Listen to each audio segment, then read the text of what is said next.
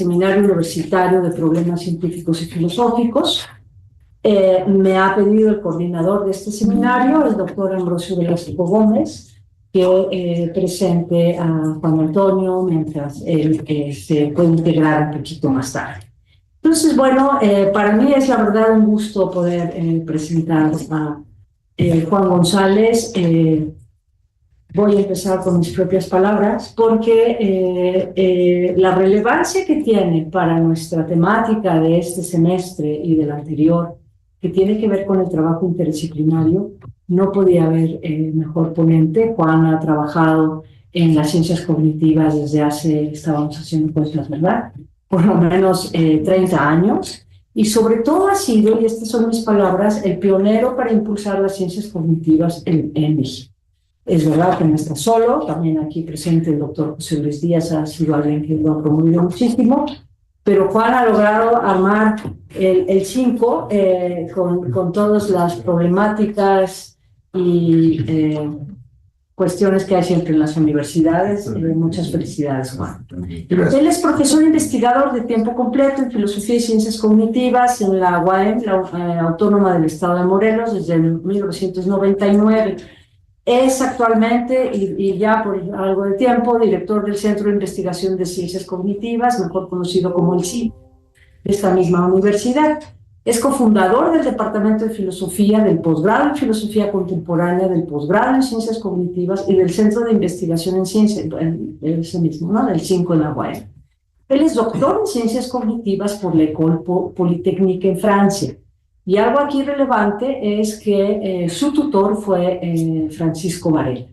Entonces, de alguna manera, estás continuando su trabajo. Sus áreas de investigación son la epistemología y las ciencias cognitivas, lo que incluye la filosofía de la mente y de la percepción, y sus líneas de investigación versan sobre la teoría de la percepción, sobre todo percepción visual, cognición, conciencia y estados modificados de conciencia.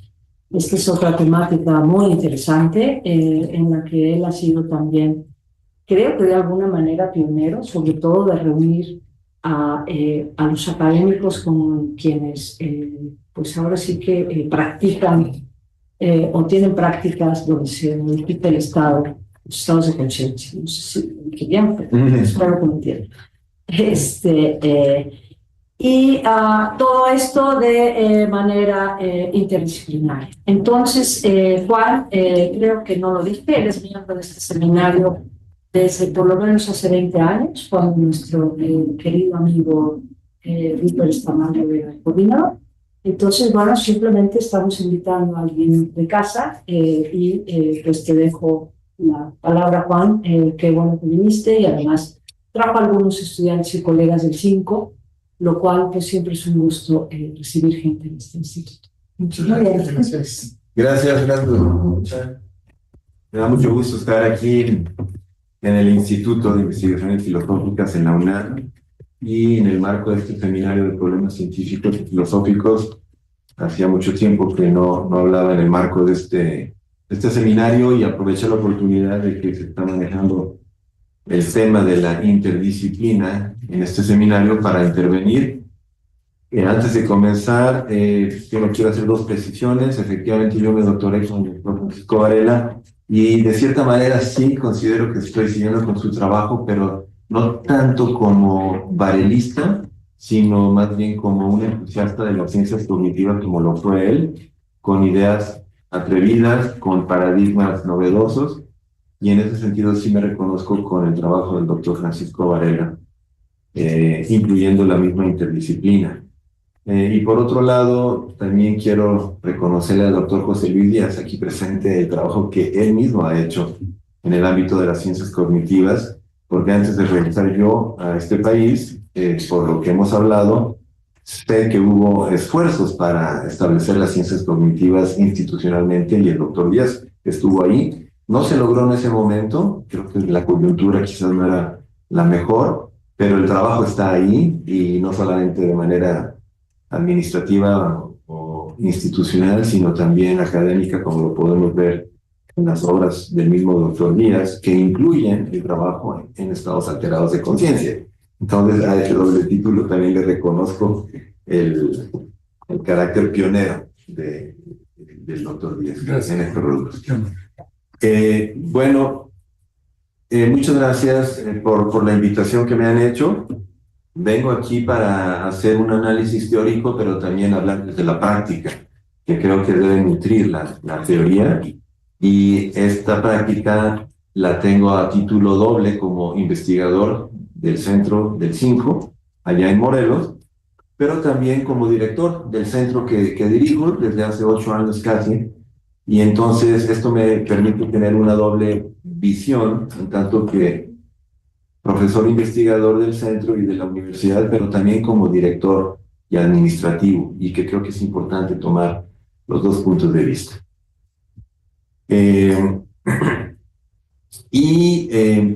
Hablar de este tema de la interdisciplina en un seminario como este me parece tan solo natural. Hace ya casi 20 años tuvimos aquí mismo en el marco de este seminario una discusión sobre las dos culturas, en donde varios colegas, algunos de ellos están conectados aquí, los saludo con mucho gusto, y otros están, por lo menos aquí uno está presente. Hablamos de las dos culturas, la cultura de las ciencias naturales y exactas versus las ciencias sociales y humanas. Y la imagen del cártel publicitario eran como dos luchadores, ¿no? Los técnicos y los rudos allí. Y creo que el diálogo interdisciplinar nos va a estar permitiendo, y creo que también ha permitido, acercar estas dos culturas, aunque seguimos teniendo claramente problemas. Entonces, yo voy a hablar de 4 desafíos para la interdisciplina en el marco de las ciencias cognitivas. Entonces, esto no debe de ser, salvo las observaciones de un inicio, no debe de ser considerado como una generalización a todos los ámbitos del conocimiento, sino en el más reducido campo de las ciencias cognitivas. Y bueno, entonces, lo primero que quisiera decir es que tanto en este seminario como en el imaginario social, tenemos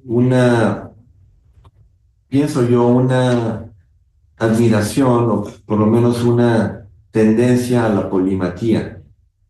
Es decir, aquellos que son conocedores, si no es que expertos en varios campos del conocimiento, algo que desde la antigüedad se practicaba, creo que más o menos forzosamente, porque no había instituciones para albergar a estos sabios y sabias, y los nombres, muchos de ellos claramente conocidos en todas las fronteras, como Pitágoras, Averroes, Copérnico, Alberti, Newton, Kant, Goethe, Descartes, Miguel Ángel, Da Vinci, etc., de alguna forma nos evocan este ideal de el hombre o la mujer universal, que se identifica con distintas dimensiones del conocimiento y distintos campos del saber.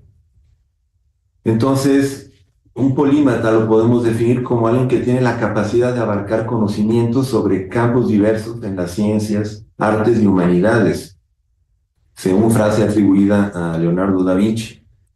Creo que el Renacimiento europeo y el subsecuente humanismo, la ciencia moderna, el enciclopedismo y la ilustración son ejemplos de los fenómenos sociales de largo aliento y hondo calado que se han extendido en el tiempo y en el espacio, dejándonos un ideal atávico que claramente contrasta y hasta choca con la división disciplinar, el tecnicismo y la alta especialidad características del conocimiento occidental en los últimos 150 años, y especialmente en los últimos 50.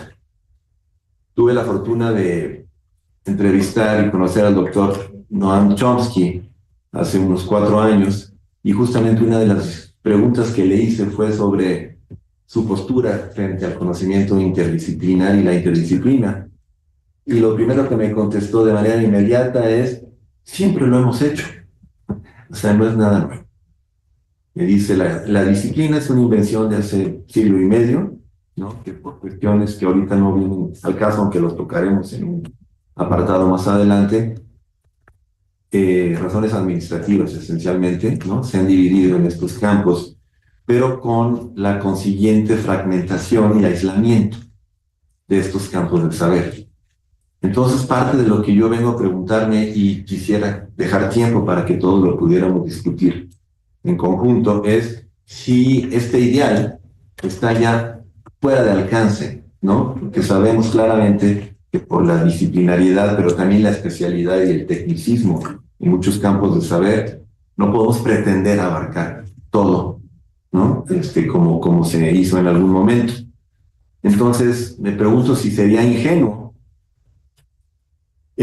preguntarnos si es posible o deseable aspirar de nuevo al modo en que por muchos siglos se produjo y practicó el conocimiento en Occidente, o por lo menos aspirar a una visión a la vez panorámica y detallada del conocimiento que se traduzca simultáneamente en amplitud y profundidad en diversos campos del conocimiento por parte del individuo. Por mi parte, considero que no hay camino de regreso en la evolución del conocimiento y su alta especialidad, pues estas son resultados de la necesidad y la adaptación concomitantes de todo sistema evolutivo. Por otro lado, también parece obvio que la fragmentación del conocimiento a través de la disciplinariedad, junto con la especialidad y el tecnicismo que le son propios, nos está dejando con una visión de túnel sobre la realidad, donde la integración disciplinar global, que aquí llamaremos interdisciplina, se hace cada vez más lejana, impidiendo con ello una visión panorámica sobre el conocimiento y la realidad. Esta visión del túnel, en lo personal, a mí me parece muy grave, porque nos ha hecho, como lo vamos a ver, desprendernos de conexiones que tiene nuestro campo de conocimiento con otros campos de conocimiento, pero también otras dimensiones de lo que somos. Es decir, no solamente somos científicos o académicos aislados en una institución, también somos ciudadanos del mundo y también hay una dimensión ética, como lo vamos a ver, que concierne a nuestro quehacer. Entonces, como les digo a mis alumnos, esta visión de túnel detallada, de alta especialidad, parece que es inevitable. Sin embargo, lo que no es inevitable es quedarnos ahí. De manera que yo lo que llamo, y lo vamos a ver más adelante, a hacer zoom hacia adentro para ver justamente el detalle a una escala de pertinencia propia, pero también tener la capacidad, o si ustedes gustan la flexibilidad cognitiva o la capacidad de hacer zoom hacia afuera, zoom out, para poder ver el panorama completo y cómo esto que estudiamos en detalle se relaciona de manera crítica con otros campos que son parte de esa panorámica. Entonces, lo que estoy tratando de decir y de hacer es tener una visión complementaria entre diferentes escalas de conocimiento, ¿sí? O diferentes granularidades, en donde podemos entender cómo se conectan o cómo se concatenan estos diferentes planos o niveles de conocimiento entre sí. Entonces, este es el tipo de cuestiones que voy a tratar de abordar aquí. Es necesario sacrificar la amplitud interdisciplinar en áreas de la profundidad disciplinar, o estamos condenados a perder la visión panorámica del conocimiento como consecuencia de su propia evolución. Y quiero advertir que no pretendo aquí argumentar a favor de un romántico y absurdo intento de integración epistémica que abarcaría indiscriminadamente todo campo de conocimiento o práctica epistémica humana. Más bien quiero acotar, como lo dije ya, quiero acotar la discusión al campo de las ciencias cognitivas, explorando simultáneamente la posibilidad del conocimiento especializado y la posibilidad de integración del mismo en una panorámica enriquecida, donde ciencia y humanismo son igualmente relevantes. Entonces vamos a estar aquí trabajando en el campo de las ciencias cognitivas y en unos momentos voy a tratar de explicar qué es o cómo lo entendemos y me concentraré en lo que llamo 4 desafíos para el trabajo interdisciplinar, que también puede incluir lo transdisciplinar en cierta medida, pero me voy a enfocar sobre todo en la interdisciplina y vamos a abordar las diferencias que ya hemos trabajado en este seminario, en sesiones pasadas, incluyendo las del doctor José Luis Díaz, entre multi, inter y transdisciplina. Estos 4 desafíos les he llamado primeramente el desafío metodológico, enseguida el desafío programático, después el desafío ético y finalmente hablar del desafío administrativo. o institucional.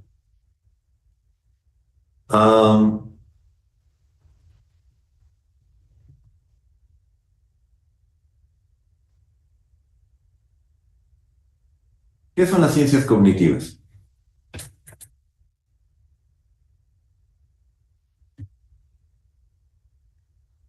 Siempre he dicho, aquí tuvimos una escuela de verano, si no me equivoco, hace unos 10 años en la UNAM, organizado por el IMAS, en donde yo insistía que para investigar y desenvolverse en el campo de las ciencias cognitivas se necesita idealmente tanto aptitud como aptitud.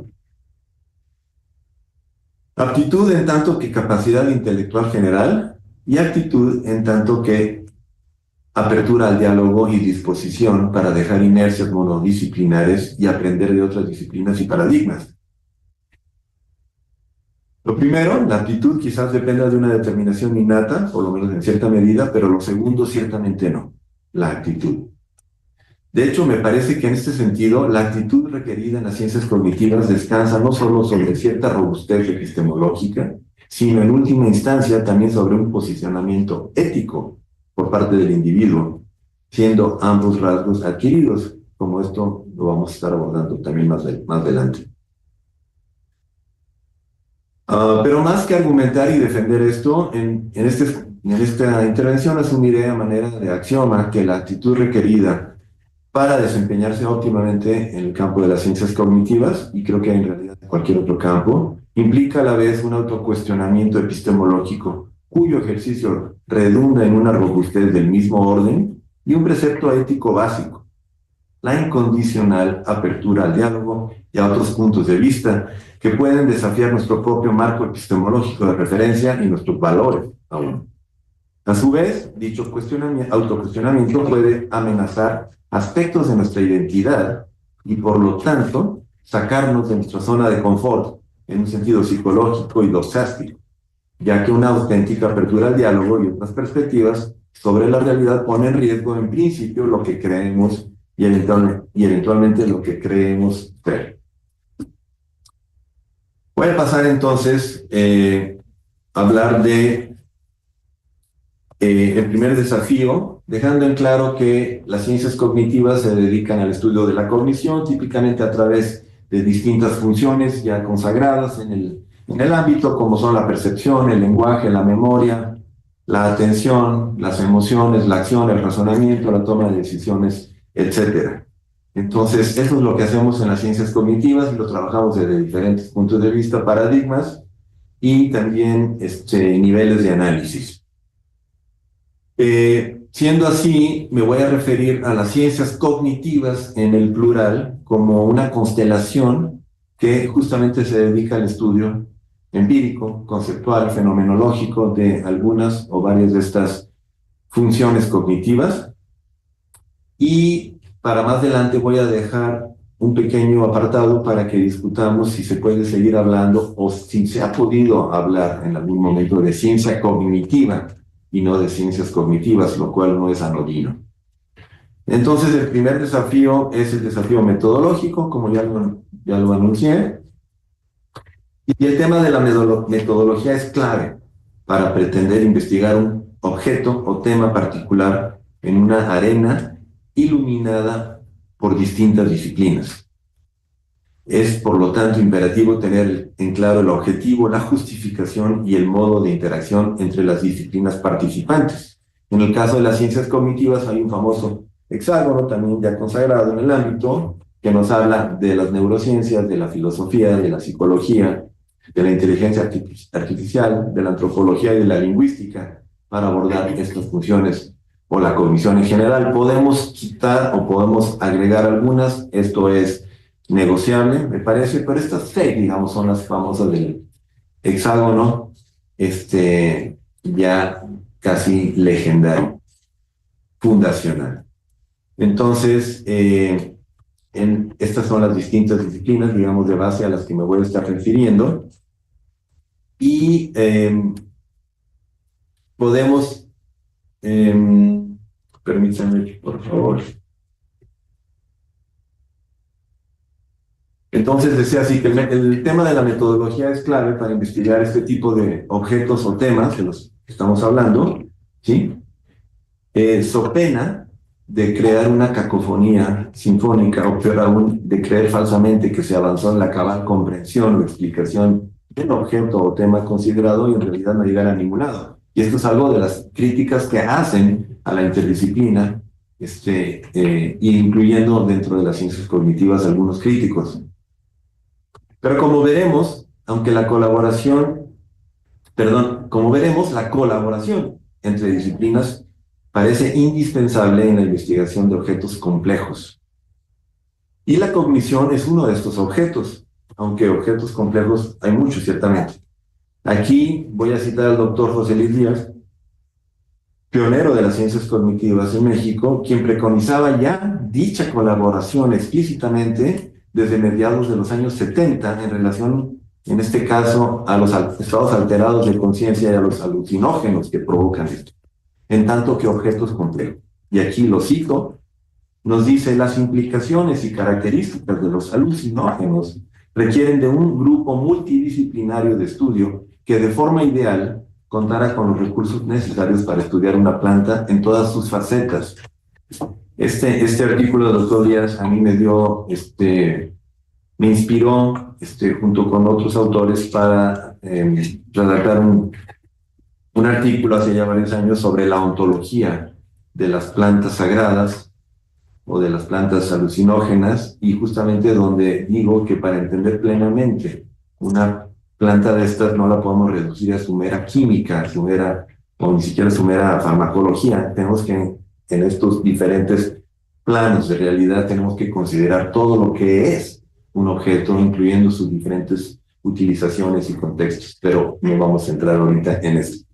Pero en todo caso son las distintas facetas de una planta alucinógena las que la hacen ser un objeto complejo.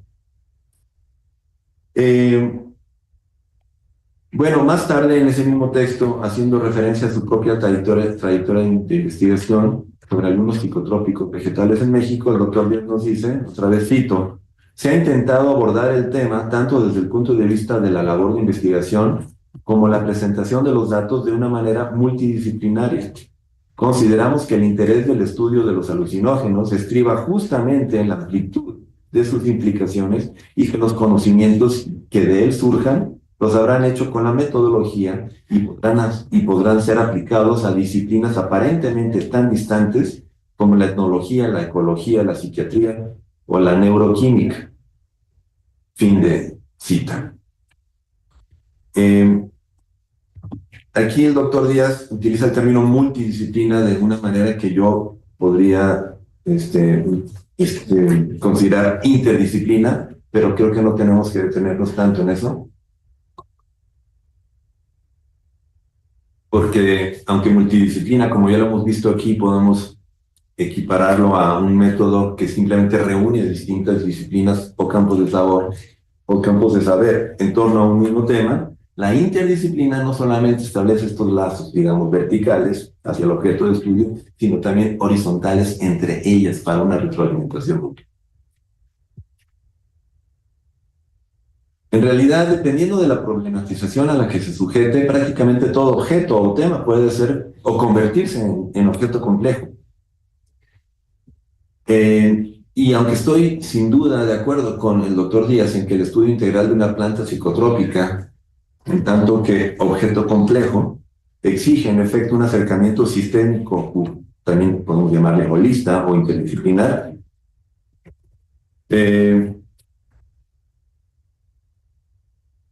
teniendo esto último, es decir, aquí lo que hago en este texto es tratar de jalar, digamos, lo que ya el doctor Díaz establece en ese texto desde los años 70 y traer agua a mi molino, diciendo que lo interdisciplinar, aunque es bastante intercambiable con lo multidisciplinar en ese texto, creo que yo lo quiero llevar o empujar un poco más lejos. Y definitivamente las funciones cognitivas son, ya dije, objetos complejos de estudio. Entonces lo que hago es ahora referirme al doctor Rolando García, quien habla justamente de la complejidad de los objetos complejos y cómo es necesaria la interdisciplina para abordar esto. Sin entrar en detalle sobre la postura del doctor Rolando García, vale la pena recordar que para él la investigación interdisciplinar es necesaria para abordar objetos de estudio cuya complejidad, y aquí cito, no está solamente determinada por la heterogeneidad de los elementos o subsistemas que lo componen y cuya naturaleza lo sitúa normalmente dentro del dominio de diversas ramas de la ciencia y la tecnología. Además de la heterogeneidad, la característica determinante de un sistema complejo es la interdefinibilidad y mutua dependencia de las funciones que cumplen dichos elementos dentro del sistema total. Esta característica excluye la posibilidad de obtener un análisis de un sistema complejo por la simple adición de estudios sectoriales correspondientes a cada uno de los elementos. Fin de cita.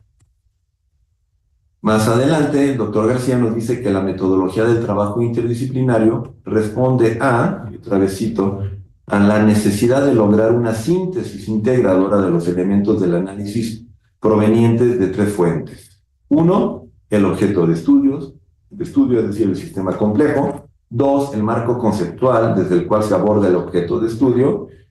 Y tres, los estudios disciplinarios que corresponden a aquellos aspectos o recortes de esa realidad compleja visualizados desde una disciplina o punto de vista específico. Fin de cita.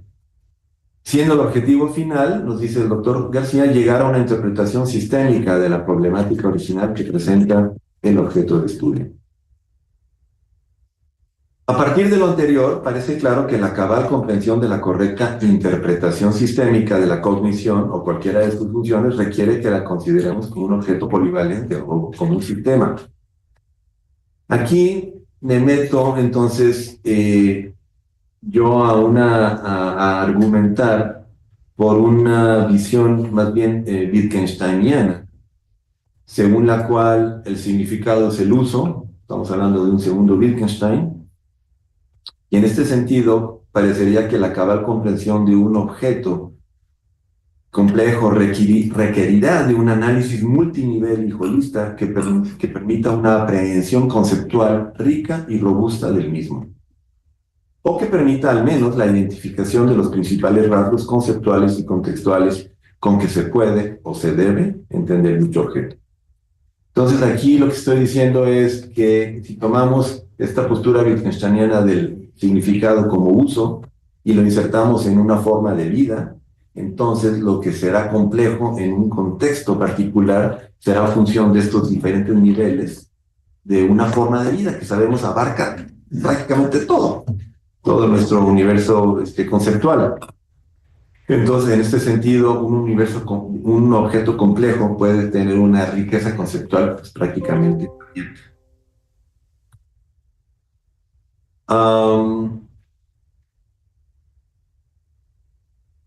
No me voy a meter ahorita más en esta cuestión, pero sí quisiera decir que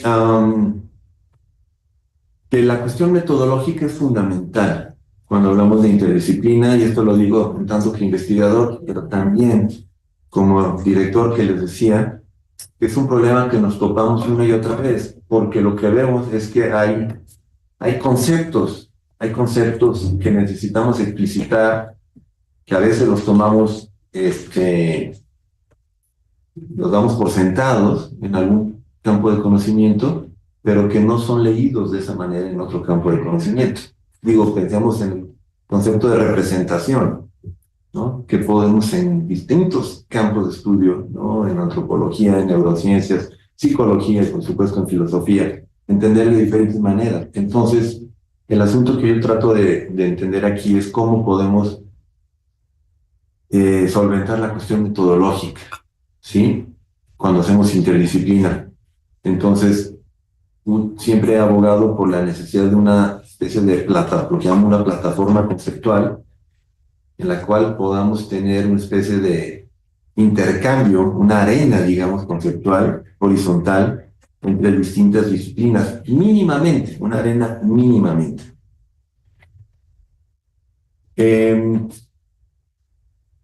Entonces, todo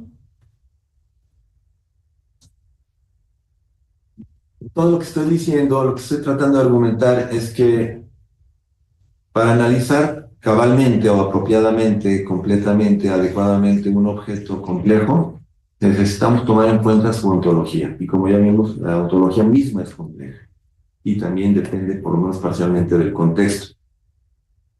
Entonces, cuando se trata de la cognición, sabemos, por ejemplo, que la cognición fue entendida en sus albores bajo el paradigma cognitivista o computacional representacionista.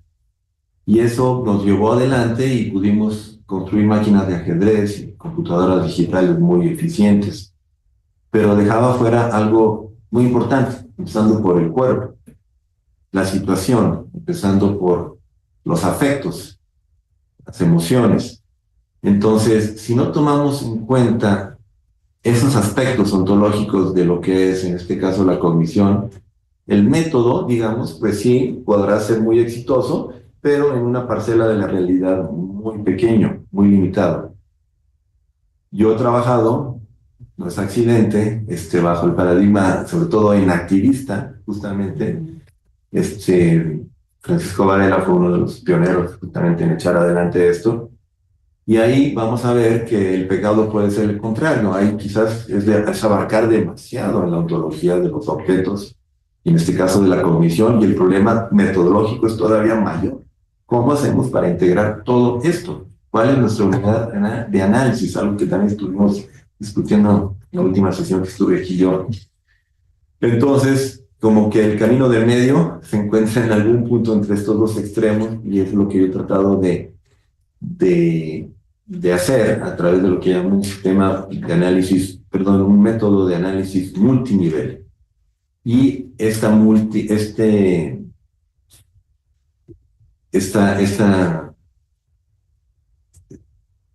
metodología, digamos, le llamo la metodología tripartita, que tiene un nivel empírico, otro conceptual y otro fenomenológico, que a su vez se puede conjugar adecuadamente o de manera fácil con la interdisciplina, digo fácil entre comillas, pero creo que se puede hacer, dándole a cada quien lo que le corresponde. Perdona, ¿repites los tres niveles? Empírico, conceptual y fenomenológico. Es decir, cuando estudiamos la cognición, a mí me parece que no podemos dejar ninguno de estos tres niveles fuera. Y lo que vemos es que en ciertos paradigmas o acercamientos, ¿no? Puede ser muy exitoso el nivel empírico, por ejemplo, pero se deja fuera la fenomenología. ¿Sí? O bien tenemos la fenomenología, pero los análisis empíricos de los correlatos, por ejemplo, biológicos, faltan. Entonces, estoy abogando, digamos, por una visión integradora, pero que sea manejable. Eso es como mi objetivo.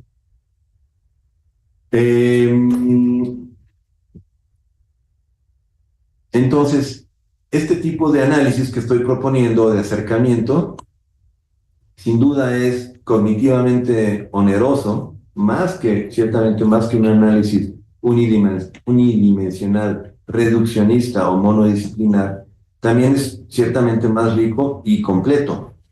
Y creo que el esfuerzo vale la pena. Pero también podemos argumentar que un buen análisis debe de estar acotado por lo deseable y por otro lado por lo posible o factible, debiendo su objetivo optimizar la relación entre estos dos factores. Así que lo que buscamos es un análisis que idealmente no deje nada fuera de lo que consideramos relevante o crítico para la cabal comprensión del objeto de estudio, pero que tampoco incluya elementos ociosos o que nos distraigan del objeto en turno. Un poquito la navaja de Occam, ¿no? Al mismo tiempo, como nuestros recursos cognitivos ciertamente son finitos, el criterio de inclusión de los aspectos que nos parecen relevantes para lograr la cabal comprensión del objeto, pues estará sujeto tanto a lo que consideramos como cabal como a lo que consideramos como factible.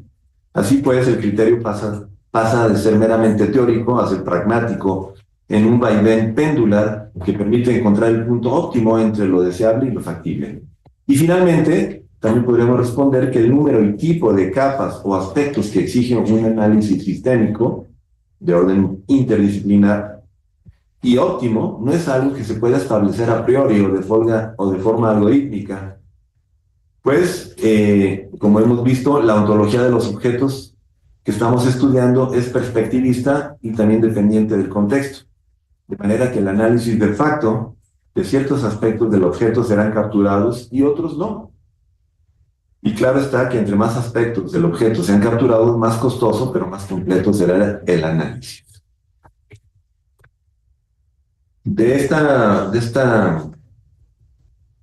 estas observaciones, creo que podemos decir que la metodología interdisciplinar es tan atractiva como desafiante, tan necesaria como elusiva.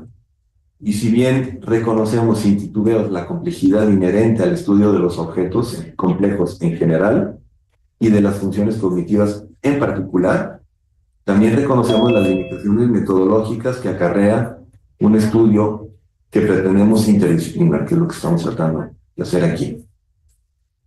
Y lo que estoy diciendo es que esas limitaciones y obstáculos se derivan en parte de las inercias monodisciplinares que aquí venimos arrastrando y a las metodologías correspondientes que localmente hemos visto son exitosas, pero estrechas. Y también falta de esta plataforma conceptual que les decía, me parece que debemos y podemos trabajarla para que permitan una cierta homologación mínima de saberes y una interacción productiva entre ellos. El centro en el donde trabajo es lo que hemos estado tratando de hacer desde hace, ya les digo, casi 8 años, y los resultados, puedo decir, son alentadores, pero han sido muy costosos, y para mí, entonces, la pregunta sigue siendo, en la relación costo-beneficio, ¿no? ¿Qué tanto vale la pena? Porque a nivel teórico, absolutamente vale la pena, a nivel pragmático, es difícil. Y eso es también parte de lo que quisiera que abordáramos en la discusión. Entonces, bueno, desde el punto de vista, para concluir esta sección, desde el punto de vista metodológico, el trabajo interdisciplinar comienza con la selección de objetos o tipos de objetos que requerirían un acercamiento interdisciplinar.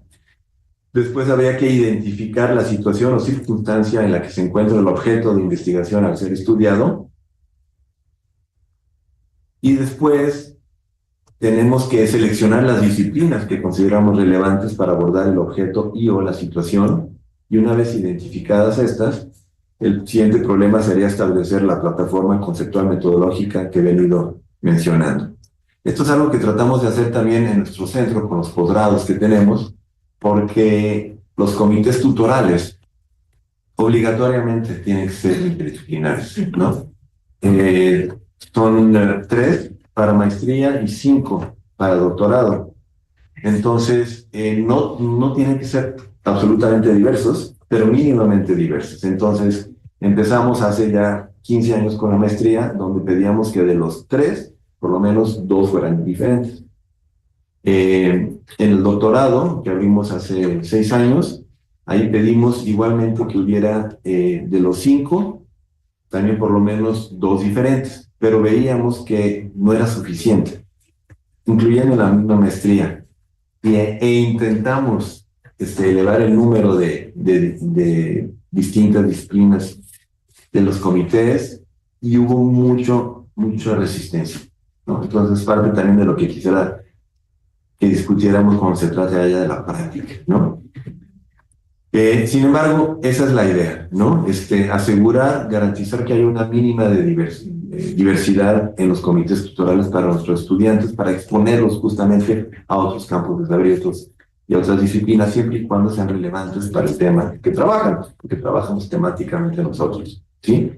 Y una de las preguntas que se hacían, o que nos hacíamos hace poco, justamente aquí en un seminario de tutores del posgrado del instituto, de la UNAM, era si esta interdisciplinariedad la puedes provocar o imponer de manera que le llamamos top-down, ¿no? O bien si podemos o debemos esperar que surja bottom-up, ¿no? De manera ascendente, orgánica, espontánea, etc. Y ahí la respuesta es, otra vez como director, es que pasé muchos años esperando que se autoorganizara la interdisciplina orgánicamente. Nunca llegó. Entonces es cuando lo top-down tiene que entrar en acción, con la idea de que esto pueda ser después un bucle virtuoso, ¿no? Entre lo top-down y lo bottom-up. Bueno, con eso termino el apartado sobre lo metodológico y paso al desafío programático de las ciencias cognitivas.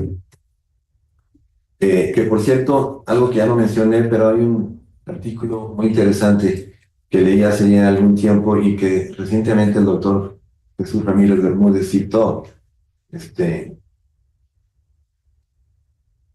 como crítico de la transdisciplina. Este es un artículo muy interesante que podemos encontrar en internet, que ya tiene sus años, pero se llama la transdisciplinariedad como mito milenarista. La transdisciplinariedad como mito milenarista, ¿no? De David Álvaro González Rodríguez de la Universidad de Oviedo. Y es muy interesante, es muy provocador, ¿no? Yo por eso siempre digo, si la interdisciplina nos cuesta sangre, sudor y lágrimas, o sea, la transdisciplina ni me quiero meter. Entonces, siempre trato de ver hacia la transdisciplina, pero realmente estaría yo muy satisfecho, contento si lográramos ya la interdisciplina de por sí. Pero lo menciono porque él critica, y lo malo es que muchas veces la gente no hace las distinciones suficientemente finas, ¿no? Él critica la transdisciplina y en particular la visión de Edgar Morin y Lazarán Nicolescu, ¿no? Y efectivamente a mí siempre me ha parecido, no sé si milenarista o mítica, pero ciertamente inalcanzable, por lo menos en los términos, y ni siquiera sé si deseable en los términos que los plantean ellos. Pero bueno, lo que estoy diciendo es que se puede criticar ciertamente la transdisciplina y la interdisciplina, pero lo que estoy diciendo no concierne realmente a la transdisciplina. Entonces, el desafío programático. En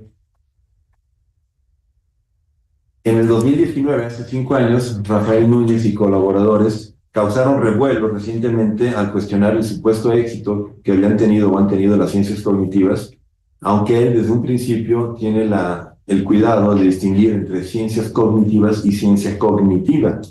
Y la crítica que él hace está dirigida a la ciencia cognitiva, no a las ciencias cognitivas, ¿sí? Entonces, lo que él se pregunta es si en los últimos 50 años lo que se ha propuesto, ¿no? La ciencia cognitiva se ha logrado o no. Y ellos afirman, Núñez y colaboradores, que a pesar de las distintas definiciones y alcances que se le ha dado a la ciencia cognitiva a través de los años, su pretensión programática original, que consistía en un acercamiento a la mente como un todo, cito, cohesivo, con métodos complementarios y teorías integradas, fin de cita, no se ha logrado. Ellos dicen, aquí vuelvo a citar, que hay múltiples signos de que el prospecto de una ciencia cohesivamente integrada no se ha materializado y de que el programa multidisciplinario original no ha logrado convertirse en un campo interdisciplinar coherente y maduro. Lo que ha ocurrido más bien, dicen ellos, es que desde la perspectiva bibliométrica, el campo ha sido acaparado por la psicología cognitiva y desde la perspectiva educacional, exhibe una notable falta de consenso en cuanto al contenido curricular. Fin de cita. Porque ellos toman en sus estadísticas los programas educativos, sobre todo en Estados Unidos, las referencias cruzadas en diferentes publicaciones y llegan a esa conclusión de que no se ha logrado el objetivo como originalmente se había propuesto, ¿no? O sea, ha fallado prácticamente, eso es la idea, ¿no? Esto desató un gran intercambio, esto fue publicado en Cognitive Science, y esto desató una serie de respuestas muy interesantes. Creo que vale la pena también leerse todas, fueron como 15 o 20 diferentes que fueron publicadas en otro número de Cognitive Science. Y no, o sea, ahí lo que vemos es que hay muchos puntos de vista, pero el hecho mismo de que haya suscitado tanta controversia y tantas reacciones, para mí, y es una de las conclusiones de Gettner, que es otra de las críticas del artículo de Núñez, es que en realidad eso es una señal más bien de buena salud, ¿no? Que todavía suscita polémica y problemas que nos confiernen a todos, y todos nos reconocemos finalmente en eso más o menos, y en lo que toca el programa de ciencia cognitiva. Pero como mucha gente no distingue entre las dos ciencias cognitivas, yo prefiero, digamos, que no me quede al saco, digamos, de las críticas de Núñez, porque él declaradamente así lo manifiesta, ¿no? Que no concierne a las ciencias cognitivas. Y entonces esa crítica no la considero, digamos, que ataca a la parte programática. Sin embargo, no puedo abstraerme, no puedo ignorar, ¿sí?, que definitivamente en la interdisciplina de las ciencias cognitivas sí hay una ambición integradora, por supuesto, ¿sí? Pero esa integración, otra vez, ¿cómo se podría hacer? Entonces, en un extremo tenemos como la idea de la integración total, en donde la interdisciplina de alguna forma va a ceder eventualmente a una monodisciplina integrada, ¿sí?, que sería como la ciencia cognitiva, o bien del otro lado, unas ciencias cognitivas que corren el riesgo de dispersión y de fragmentación, ¿no?, con el tiempo, y una falta de identidad común, ¿sí? Entonces, otra vez creo que la respuesta está en algún punto intermedio. Esta polarización, bueno, estos dos polos nos invitan a buscar un punto medio que permita entender a las ciencias cognitivas en una óptica coherente y sistemática, que les otorga una identidad clara, un método o métodos definidos y bases para un desarrollo orgánico que tomen en cuenta el origen, el propósito, la naturaleza y las peculiaridades de las ciencias cognitivas, en tanto que un campo de conocimiento sui generis. Sí, aquí quiero subrayar esto, porque si vemos cómo este campo de conocimiento se ha conjugado a través del tiempo y el espacio y en diferentes instituciones en el mundo, vemos que realmente es muy difícil de ver que haya algún hilo conductor igual para todos. Es decir, hay institutos, hay centros, hay programas, hay redes, ¿no?, de ciencias cognitivas, y es difícil, salvo las disciplinas canónicas que la componen, es difícil ver cuál es realmente el común denominador de todo eso. Por eso le llamo campo de conocimiento sui generis. Y subrayo la necesidad de estar como abierto al cambio sin perder la identidad en el inter. Entonces, puedo resumir que aunque la crítica de Núñez y colaboradores apunta a la ciencia cognitiva, en particular deja indemne a las ciencias cognitivas en plural, pero deberíamos de todas maneras preguntarnos sobre la posibilidad o factibilidad o deseabilidad de la interdisciplina dentro de las ciencias cognitivas. Y como les digo, yo termino esta sección. Bueno, voy a hablar brevemente de las inercias monodisciplinares y de la fagocitación disciplinar, que es lo que señala también Núñez. Es decir, si dejan las ciencias cognitivas un poquito como a su suerte, todo lo que hemos tenido es como disciplinas como la psicología cognitiva en particular, ¿no? En otros campos, en otras instituciones, son las inteligencias artificiales, sistemas computacionales, ¿no?, las que llevan el campo para allá. En otros es la filosofía, ¿sí? Pero es muy difícil mantener un equilibrio, ¿no? En el centro que tenemos allá en Morelos, hemos tratado de tener como 5 áreas disciplinares. No le llamamos ni disciplinas ni campos o áreas de conocimiento, son áreas disciplinares, una especie de híbrido entre estos dos conceptos, con la idea de tener como una cierta estabilidad en estas áreas y después tener temas que se trabajan transversalmente en ellas, es decir, estudiantes que tienen miembros en su comité tutoral de diferentes áreas. Se nos ha hecho, por ejemplo, la sugerencia en algún momento de que trabajáramos por temas, como se hace en otras instituciones del mundo, ¿no? El laboratorio de, qué sé yo, de fisiología de la visión, o de sustitución sensorial, o lo que fuera. Y vamos a ver que esto institucionalmente es muy difícil, pero también creo que metodológicamente no me parece que sea lo óptimo. Tienen, a su vez, otro tipo de desafíos. El caso es que siempre, digamos, la fagocitación está al acecho, ¿no?, de que nos pueda dominar alguna disciplina más que otra, y eso se ve también en la práctica, ¿no? Si ustedes toman las tesis de nuestros alumnos, se verá claramente cuáles son las influencias o el acaparamiento disciplinar Cuando no debería de ser así, por lo menos idealmente. Entonces, mi trabajo como director ha sido estar diciendo, por lo menos súbale a la interdisciplina, súbale. Es decir, no se quede, por favor, nomás ahí en la lingüística, ¿no? O en la psicología. Bueno, quiero pasar al tercer desafío, es el desafío ético.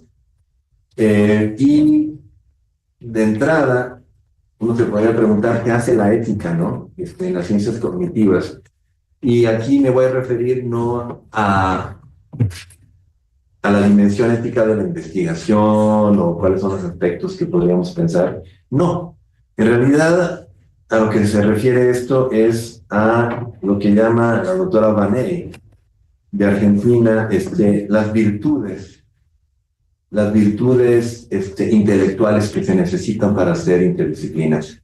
El día de ayer salió publicado y me lo mandaron, por eso ya no lo integré en la charla formalmente, pero la doctora Vanelli justamente me mandó este artículo que acaba de salir publicado sobre las virtudes intelectuales que se requieren para la interdisciplina, y ella tiene otro trabajo previo sobre la interdisciplina específicamente en las ciencias cognitivas.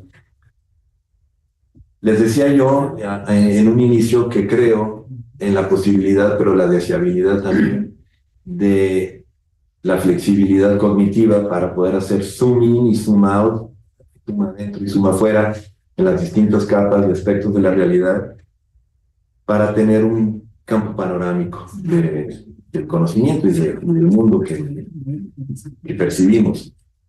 El desafío ético creo que lo podemos o lo puedo reducir a una actitud, como decía yo en un inicio, una voluntad, ¿sí?, de ir hacia el otro, ¿sí?, de caminar hacia el otro, de ir al encuentro del otro, ¿sí?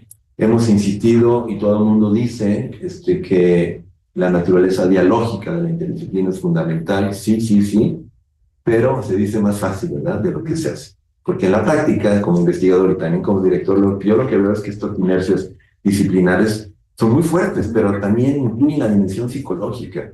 De manera que la actitud, grosso modo, generalizada es, sí, podemos hablar si aprendes mi lengua, ¿no? Si tú aprendes mi lengua, podemos hablar, ¿no? Siendo que la idea aquí, que está como de trasfondo, es que las ciencias cognitivas requieren de un lenguaje común a ambos, que se construye colectivamente, ¿no?, en colaboración.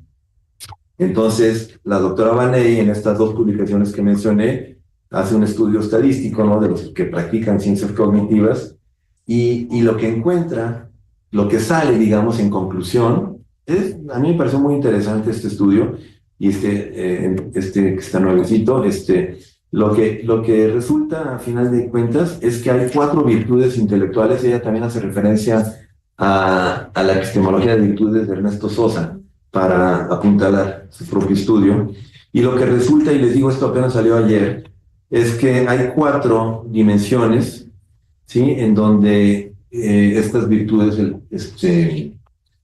epistémicas se hacen más presentes cuando se trata de hacer trabajo interdisciplinar. Uno es la empatía intelectual. La segunda es la apertura de mente o la open-mindedness y la humildad intelectual. La tercera es la perseverancia intelectual, y la cuarta es la curiosidad.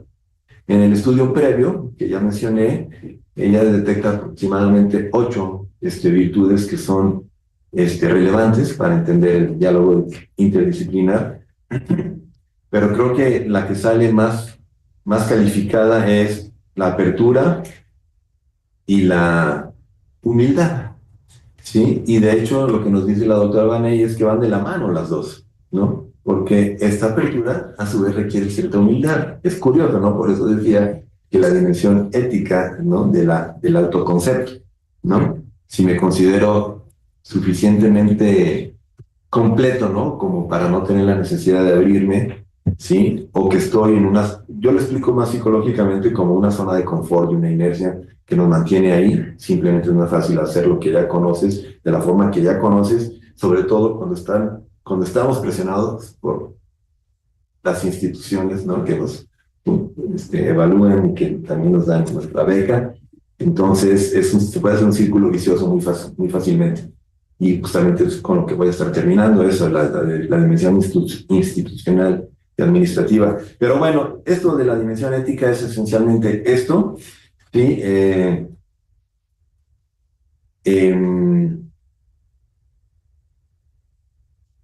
O sea, se reconoce que la multidisciplina o la interdisciplina ya ha estado presente y que es importante, ¿no? Para la investigación máxima de este tipo de objetos que estamos diciendo, pero nadie nunca nos dice cómo.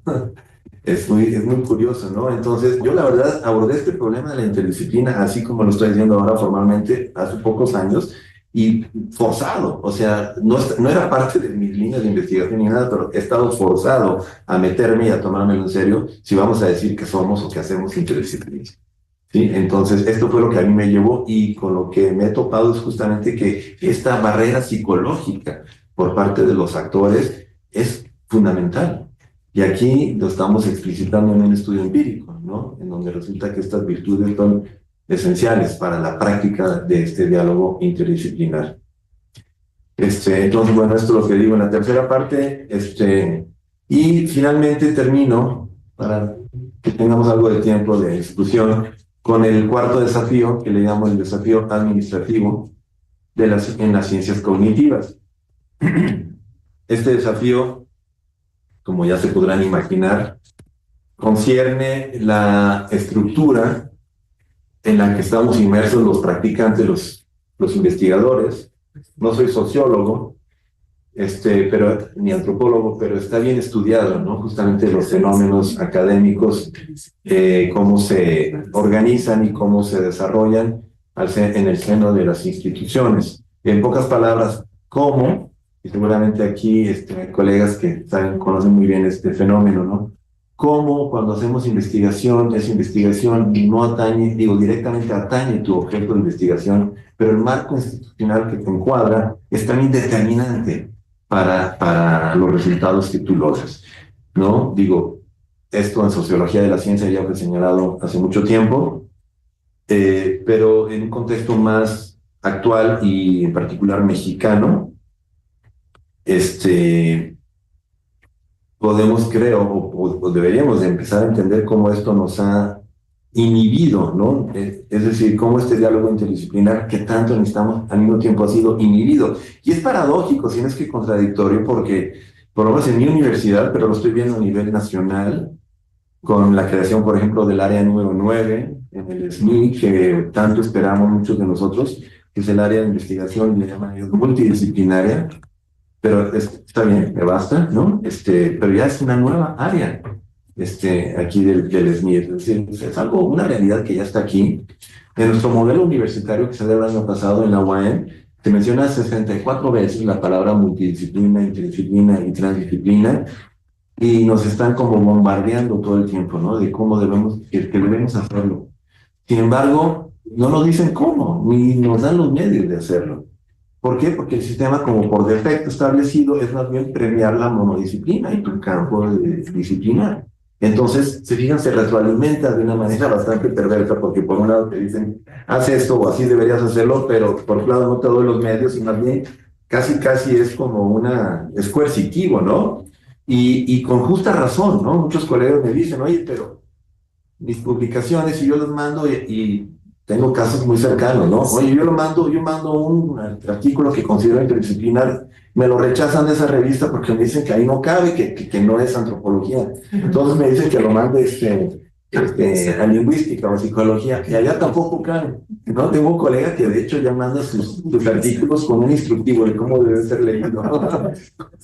¿Cómo? Ese es un ejemplo, ¿no? Pero pensemos también en las comisiones dictaminadoras, ¿no? O sea, ¿cómo haces? Y a mí me gustaría saber quiénes están en la comisión del SNI de la nueva área número 9, para ver justamente cuáles son los criterios. Y lo único que tengo son rumores, pero tengo entendido que estamos abriendo brecha. O sea, no hay nada realmente establecido. Si uno toma los criterios que que anuncia el SNI sobre el área multidisciplinar no dice absolutamente nada de todo lo que yo he estado diciendo, ¿no? Simplemente dice investigación multidisciplinar es lo que uno evalúa y revisa aquí en esta área. Bueno, ¿y qué es eso, no? Pero bueno, por lo menos sí nos da una definición el CONACYT.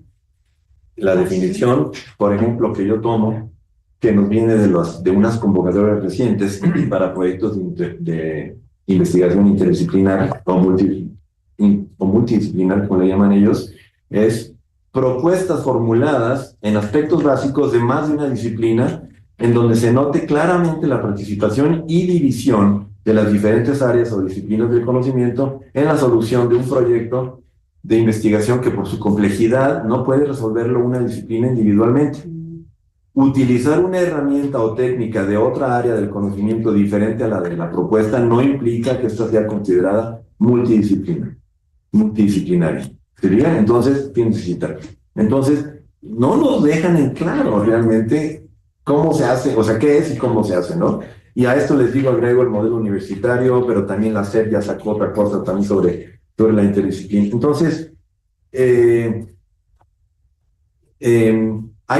aquí quiero mencionar también un artículo que salió crítico de la interdisciplina, que también está muy bueno, de dos sociólogos que estudiaron el 25% de los programas interdisciplinares en los Estados Unidos en un lapso de, creo que de 5 o 10 años, no recuerdo bien, y terminan diciendo de manera crítica, pues que no hay signos claros de integración, es decir, que aunque se llaman oficial, estamos hablando de 2000 y tantos centros o programas de estudios que ellos estudiaron en este artículo, y de estos 2000 y tantos lo que nos dicen es que no está claro realmente que haya una metodología, que haya un camino, digamos, integratorio, de manera que algún día se logrará esa interdisciplina. Entonces, a leerlo, ¿no? Yo me decía si esto también podía consistir, o sea, podía afectarnos de alguna forma o no en el proyecto que tenemos o a las ciencias cognitivas en general, pero terminé, o sea, me di cuenta que en realidad la crítica de ellos es justamente y al parecer, o sea, yo en lo personal no sabía que muchos de estos centros, ellos estudiaron estos programas en las universidades, tengo entendido, privadas, pero muchos de estos programas y centros tienen la pretensión de ir borrando la disciplina detrás de ellos, digamos. Es decir, o sea, la idea, por lo menos teóricamente, es se forman estos centros, estos programas interdisciplinares, y después de que ya esto ruede durante cierto tiempo y esté trabajando, ir borrando los programas disciplinares en aras de la interdisciplina. Entonces, cuando veo eso, díjeme, por supuesto. ¿Por qué? Porque por un lado, yo personal, la interdisciplina la entiendo como alimentada por la disciplina. Por eso no creo en los programas de pregrado interdisciplinares como las ciencias cognitivas. Yo sé que aquí hubo un intento en algún momento, ¿no?, de hacer una licenciatura. Yo pienso que eso no tiene mucho sentido, por lo menos en países como los nuestros. Y por otro lado, o sea, no podemos, pero tampoco debemos de borrar la disciplina, porque nos alimentamos de la disciplina, ¿sí? Entonces tampoco tenemos esta visión de que al integrar la interdisciplina ya no tengamos necesidad de la monodisciplina, ¿sí me explico? Entonces creo que el blanco, digamos, que ellos persiguen aquí es otro del que yo he estado hablando y de lo que hacemos aquí. Y lo digo simplemente como una advertencia porque, ¿no?, tengo un colega que de repente me llegó con el artículo, oye, mira, ¿ya viste que no funciona? Mira, que dicen que no funciona. Te digo, lo siento mucho, pero fíjate bien lo que dice, ¿no? Para que veas que justamente es otro tipo de crítica, y de hecho yo estoy de acuerdo con estos autores, que la interdisciplina no niega y no debería de borrar la disciplina, ¿no? Me parece que no tiene sentido esto.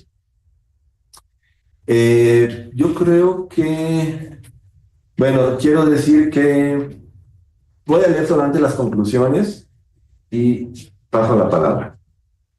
En las ciencias cognitivas es evidente la necesidad del diálogo e interacción entre distintas disciplinas, pues abordan problemas complejos como son la cognición humana y no humana, y en la no humana no solamente la animal, sino también la robótica. Y todas las funciones o capacidades de ahí derivadas. La falta o deficiencia de una metodología interdisciplinar clara, que por un lado posibilite un diálogo productivo entre las disciplinas participantes y por otro lado sea realista, equilibrada y tome en cuenta la situación particular de cada institución y sus actores, es algo que ha dificultado el desarrollo de las ciencias cognitivas y el logro de sus objetivos interdisciplinares. Pero esto no es un problema de principio, sino de hecho, lo cual significa que es remediable. Por los diversos desafíos que hemos evocado aquí, y seguramente por otros más, la empresa no es nada fácil, pero se están dando pasos efectivos y prometedores, aunque a veces tímidos, que nos están llevando poco a poco a cumplir con la misión interdisciplinar que nos atañe. La pregunta no es si transitaremos algún día plenamente a la interdisciplina en los contextos o campos de conocimiento relevantes, sino cuándo y sobre qué bases lo haremos. Los problemas que aquejan a la humanidad en su conjunto, sumamente complejos e inmensos, no se pueden abordar desde una sola perspectiva o disciplina. Eso ya está claro y demostrado, pero tampoco problemas de otra escala y nivel, como son los referentes al estudio de la cognición, y ellos no pueden prescindir de la interdisciplina para ser cabalmente abordados y eventualmente resueltos. Si bien la polimatía de corte renacentista o moderno es un ideal imposible de alcanzar, debido a la enormidad y diversidad del conocimiento hoy día, lo que sí parece estar a nuestro alcance es el ejercicio de una visión integrativa que oscila a voluntad y de manera crítica entre el nivel de la especialización y el de la generalidad del conocimiento, entre la perspectiva monodisciplinar y la perspectiva interdisciplinar, en una óptica orquestal que optimiza la dinámica colaborativa en torno a un fin común. Espero que los desafíos aquí evocados, por lo menos en el campo de las ciencias cognitivas, puedan pronto ser superados para así aspirar a una auténtica interdisciplina que no puede más que beneficiarnos a todos. Muchas gracias.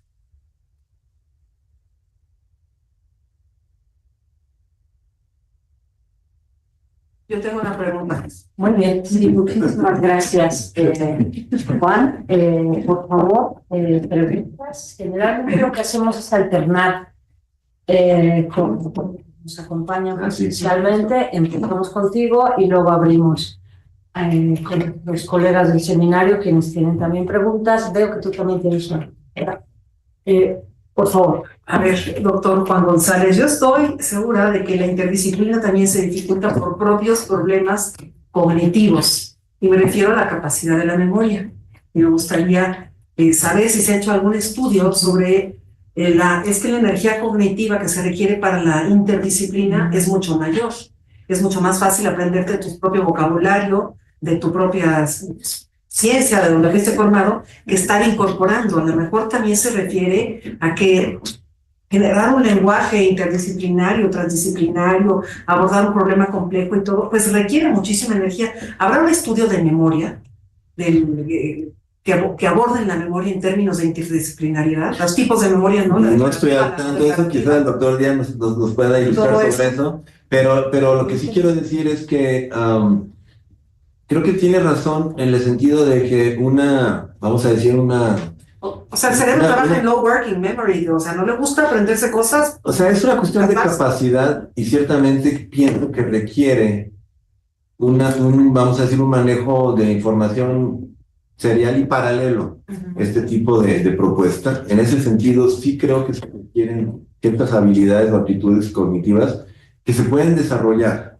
Quizás haya una capacidad innata, ¿no? Se dice que hay cierto tipo de inteligencia, ¿no? Que hay gente que son mejores para relacionar temas entre sí y ver la relevancia, hay otros que para memorizar como toda una serie de informaciones o datos.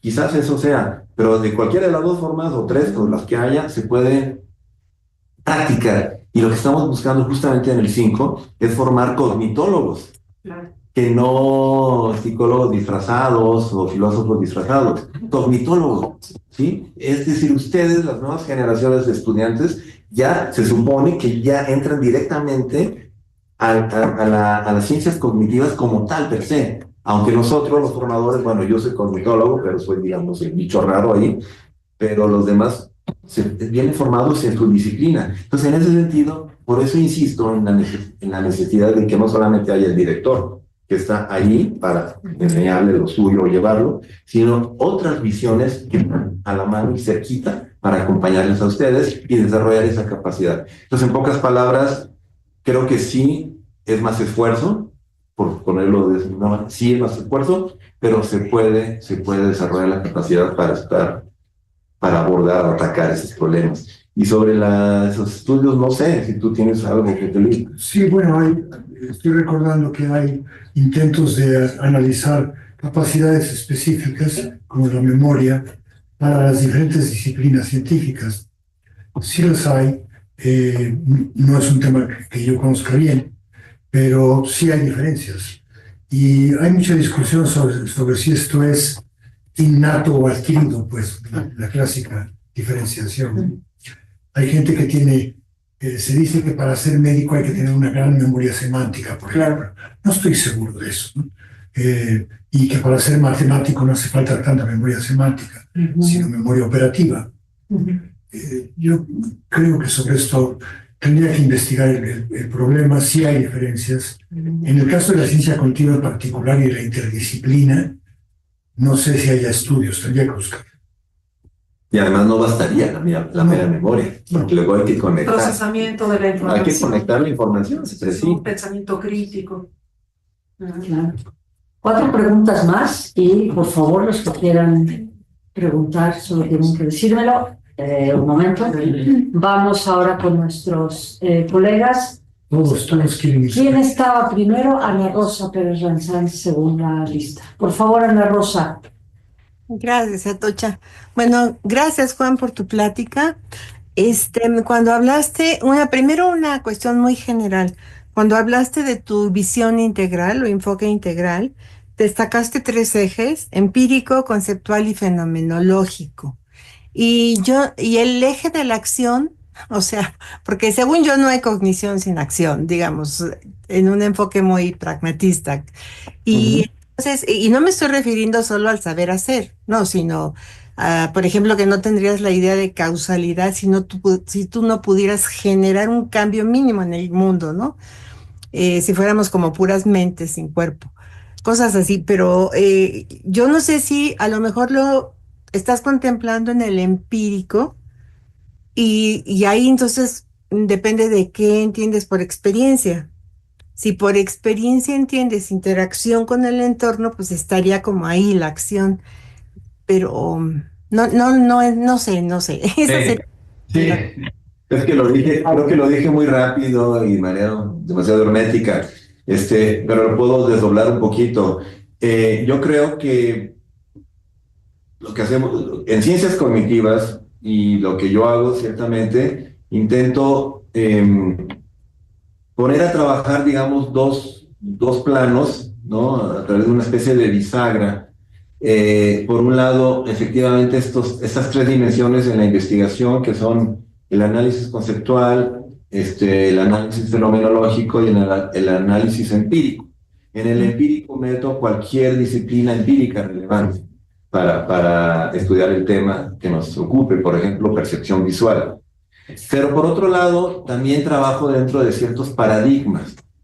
Esto no lo mencioné, pero así como decía que el cognitivismo es un paradigma que está bien establecido desde los albores de las ciencias cognitivas, fueron evolucionando estos paradigmas, y aunque hay gente que todavía trabaja en ese primer paradigma, hay otros que ya hemos cambiado, digamos, de perspectiva.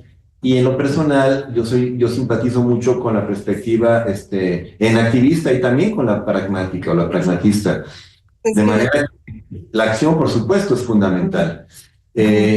Pero en esta bisagra, digamos, lo que une las dos cosas es el tema que investigo, justamente. Entonces, lo que quiero decir es que yo, por ejemplo, que trabajo percepción visual, por supuesto que tengo que tomar absolutamente en cuenta el papel de la acción, y eso, por ejemplo, lo hago cuando introduzco la componente fenomenológica, ¿no? Y en particular, por ejemplo, la fenomenología de Merleau-Ponty, que tanto enfatiza el papel de la acción, ¿no? En la percepción.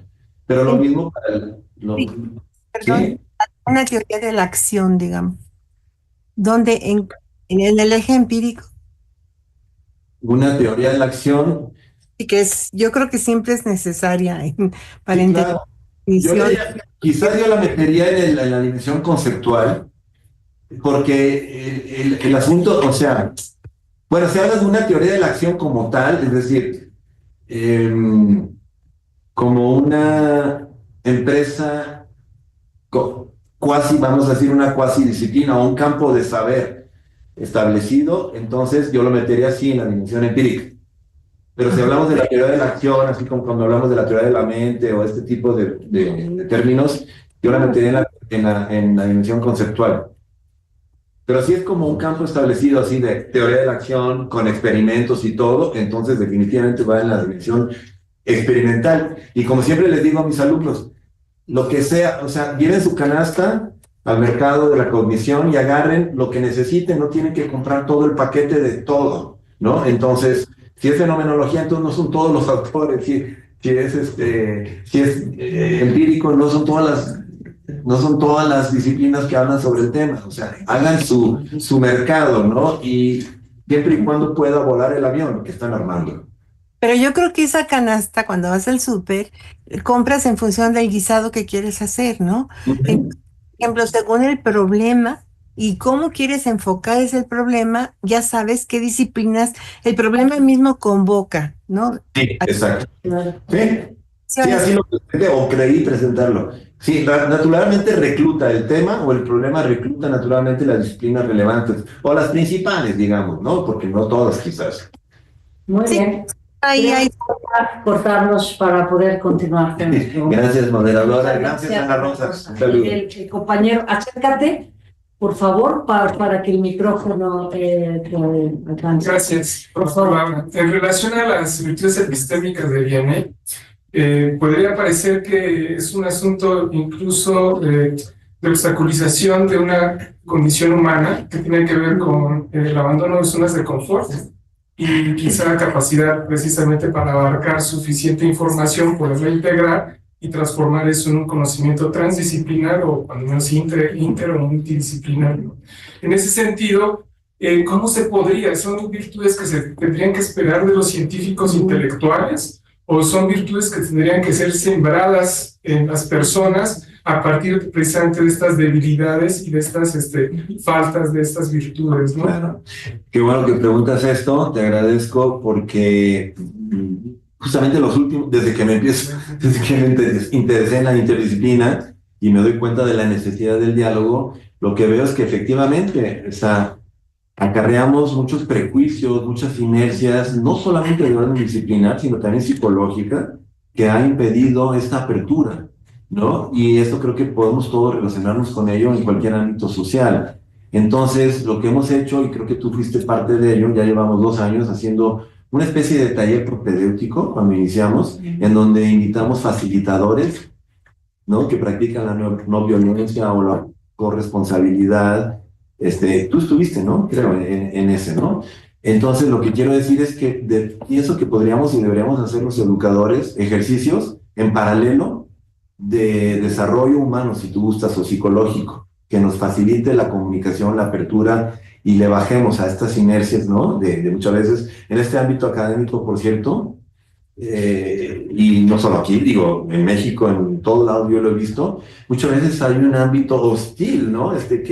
Que dificulta mucho la comunicación, digo, hostil académicamente porque son prejuicios y son, ¿no? Yo he estado en muchos ámbitos, en muchos lugares del mundo, ¿no? Donde veo esto, ¿no? Que a veces no nos entendemos, pero no tanto por el contenido de lo que estamos discutiendo, sino simplemente porque no logramos una verdadera comunicación. No logramos establecer un diálogo, porque el diálogo exige apertura. Quizás esa apertura implique vulnerabilidad y a lo mejor no estamos dispuestos a exponernos, ¿no? Y entonces a veces es más fácil una huida hacia adelante, y entonces eso mantiene tus prejuicios y tus inercias.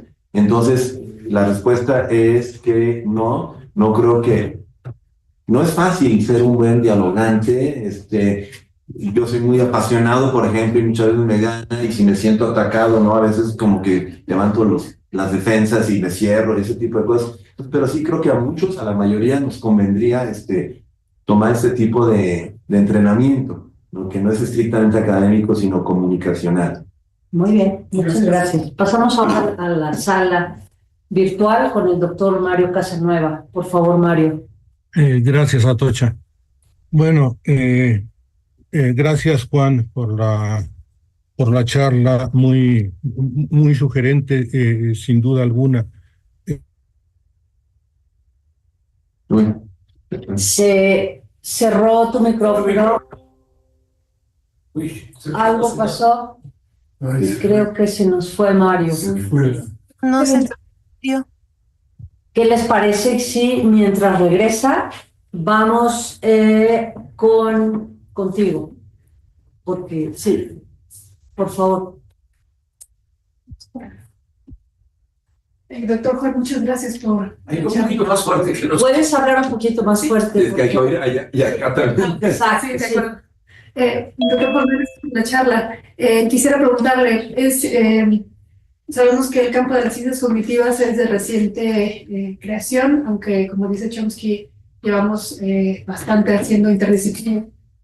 ¿Considera usted que es una necesidad llevar a cabo el estudio general del conocimiento de manera interdisciplinar? El estudio general del conocimiento como una, epistemología.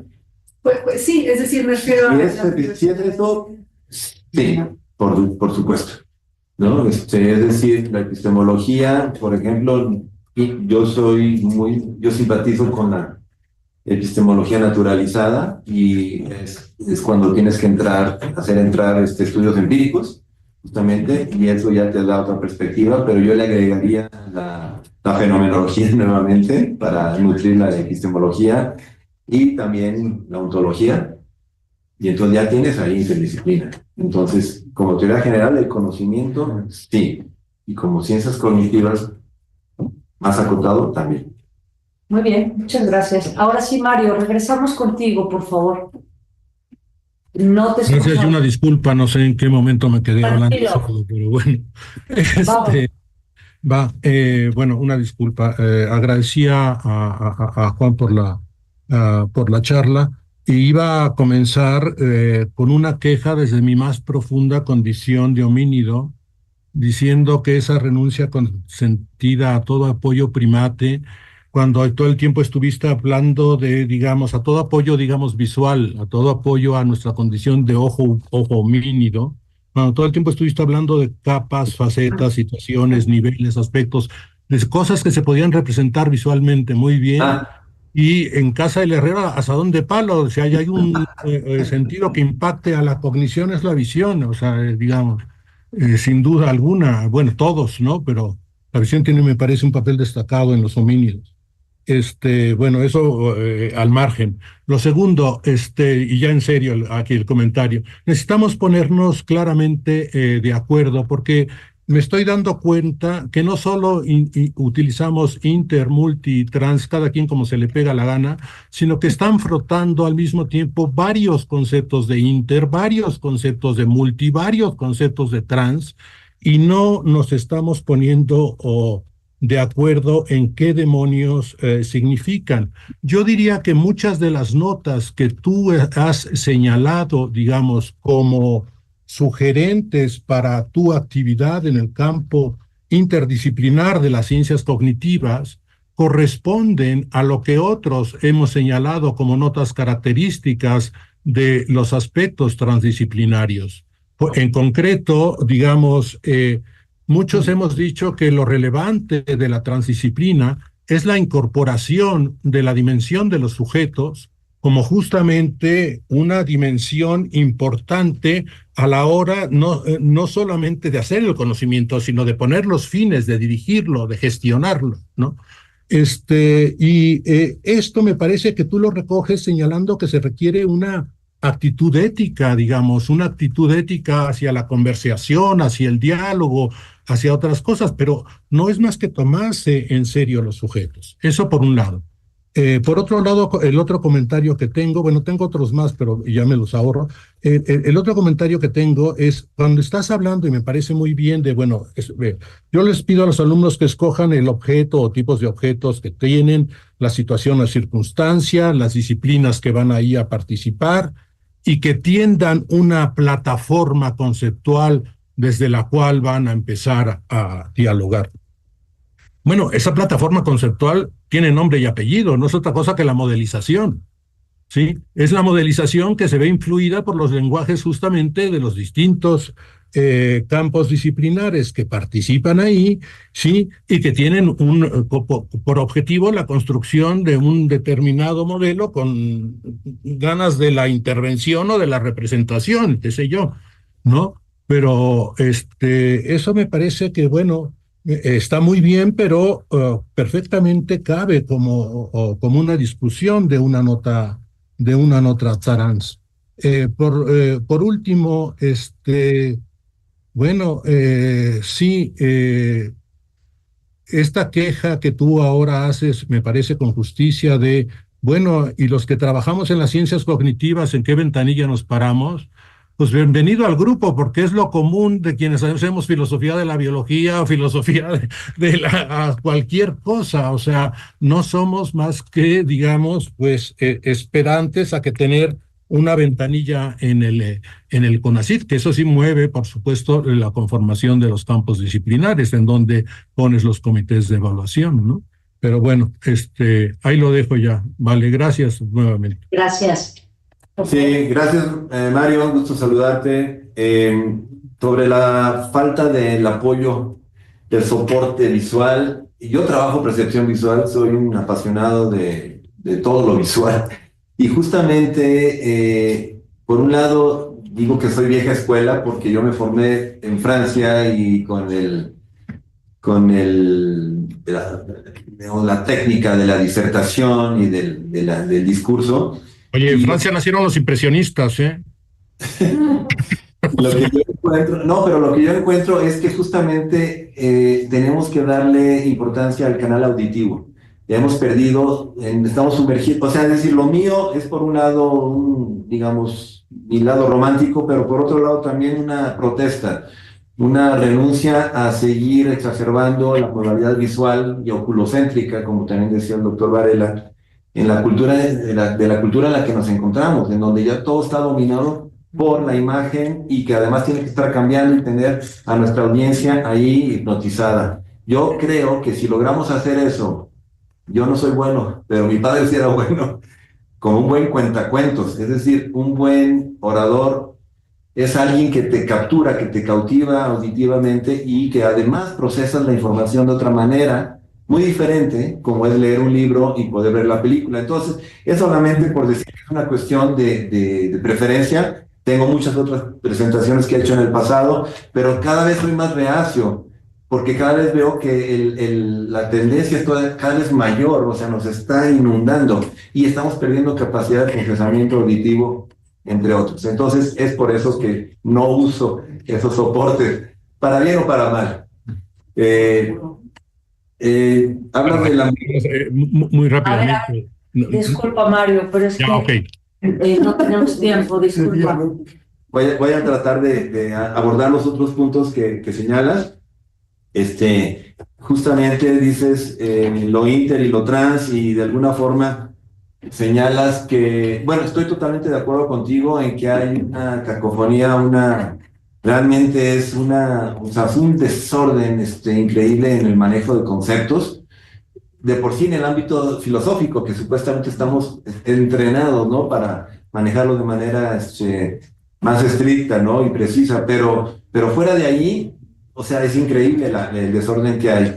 Entonces estoy de acuerdo con eso, y creo que podríamos avanzar. Por ejemplo, a mí lo que hace Rolando García me gusta mucho porque él trata de poner orden y decir que la interdisciplina no es para todo el mundo y no es para todos los problemas, es en cierto contexto para cierto tipo de objetos y nos ayuda a tratar de esclarecerlo. Ese tipo de propuestas a mí me parece muy útil y creo que deberíamos de perseguirla. En cuanto a que lo que yo llamo interdisciplina, tú le llamarías transdisciplina, por lo menos desde mi perspectiva, me parece a mí demasiado fuerte. Es decir, no serían sinónimos, porque, o a menos que le llame yo transdisciplina light o algo así, ¿no? A mi interdisciplina, pero prefiero mantenerlos distintamente aparte, ¿no? Porque en la transdisciplina yo sigo, sobre todo la propuesta de León Olivé, y el doctor Olivé, como yo entiendo, lo que él proponía era justamente integrar otros actores epistémicos o sistemas o comunidades para alimentar justamente la epistemología propia que manejamos en estos cuadros.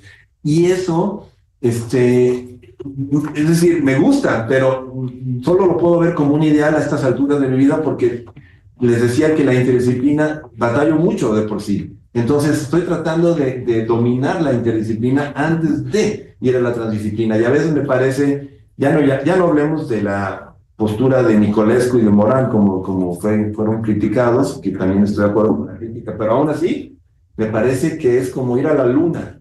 O sea, está tan lejos como ir a la luna y ahorita haríamos bien logrando lo que tenemos aquí primeramente en la Tierra y eso es la interdisciplina. Y finalmente señalan los modelos como otra manera de llamarla esta plataforma conceptual. Idealmente sí, idealmente estaría de acuerdo contigo, pero en la práctica nuestros alumnos ni tienen el tiempo porque solamente tienen como 1 año y medio más o menos para hacer su trabajo de investigación. Y por otro lado, el concepto de modelo me parece demasiado sofisticado para lo que nos necesitaríamos, para lo que yo llamo plataforma conceptual. Es decir, una plataforma solamente un pedazo de una superficie para pararte e impulsarte. Y un modelo ya lo entiendo más sofisticado porque me parece que ya es erigir una especie de algún constructo, ¿no? Que ya incluye otras dimensiones. Entonces yo solamente necesito un piso firme, un piso adecuado para pararme y trabajar lo que tengo que hacer y vámonos. Porque hacer un modelo, si primero tendremos que tener claro el modelo, no habría tiempo y es demasiados recursos cognitivos.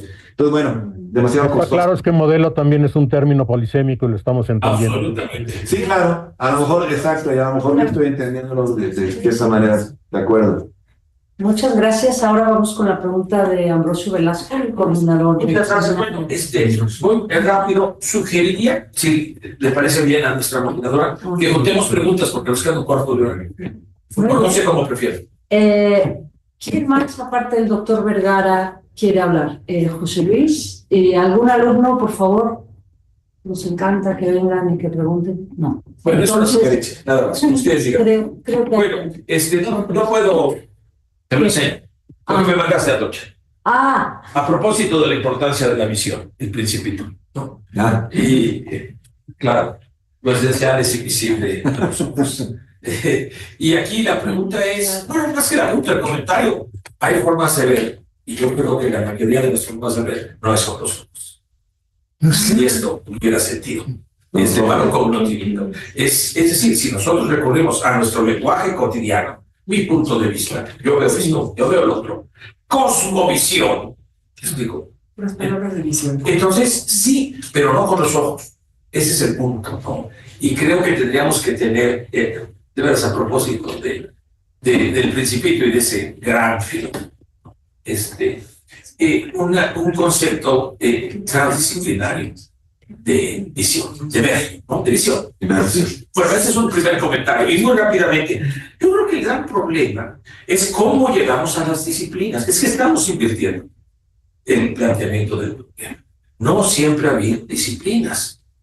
Y si nos vamos a la historia, el Renacimiento no hay disciplinas. Al contrario, ahí no hay disciplina, sino la conjugación de diferentes saberes y conocimientos, incluyendo las artes, las técnicas, para resolver problemas.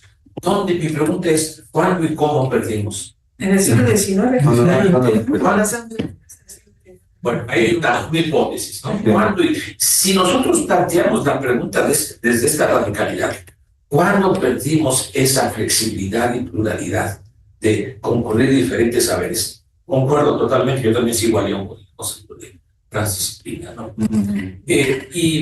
Y por ejemplo, si nosotros quizás tomamos en serio la literatura, a mí uno de los cuentos que más me han impresionado, soy un ignorante de las ciencias cognitivas, pero Bartleby, el escribano, es una maravilla de concepción del conocimiento, ¿no? Y de ignorar formas de conocimiento no públicamente dominantes. En fin, mi pregunta creo que sería esa. Y además de esta hipótesis, creo que me encantó, felicidades, porque fue totalmente problemática. Retos, problemas y retos, ¿no? Y esto me parece muy, muy sugerente de mi parte. Y muy honesto además. Pero creo que un poco en respuesta también a esto, hay otra gran dimensión, que es la dimensión política. Me parece que el ninguneo actual y pasado de la inter y transdisciplina tiene una meta política. Y aquí recurro al Círculo de Viena. El Círculo de Viena tenía un programa radicalmente interdisciplinario. Lo dice, es la ciencia unificada y es la concurrencia de todas las disciplinas. Y sin embargo, después de la Guerra Fría, un ataque frontal que dura hasta nuestros días. Entonces creo que habría que, no sé cómo verías esto, habría que integrar el reto político. Gracias. Sí, gracias. Y bueno, a ver, sobre esto último, nos preguntan tendría yo es cómo factorizar esto, ¿no? En la ecuación, la dimensión política, y como trato, ustedes son los filósofos de la ciencia, yo sé que aquí hay varios, trato de mantener separado, digamos, la dimensión, la dimensión política justamente de la dimensión epistémica. La cuestión es, definitivamente creo que sí hay una relevancia y una intervención de esta dimensión en nuestro quehacer como investigadores, pero me parece que no es a un nivel de primer grado, sino a un segundo grado. Algo parecido a lo que decía Bruno Latour, ¿no?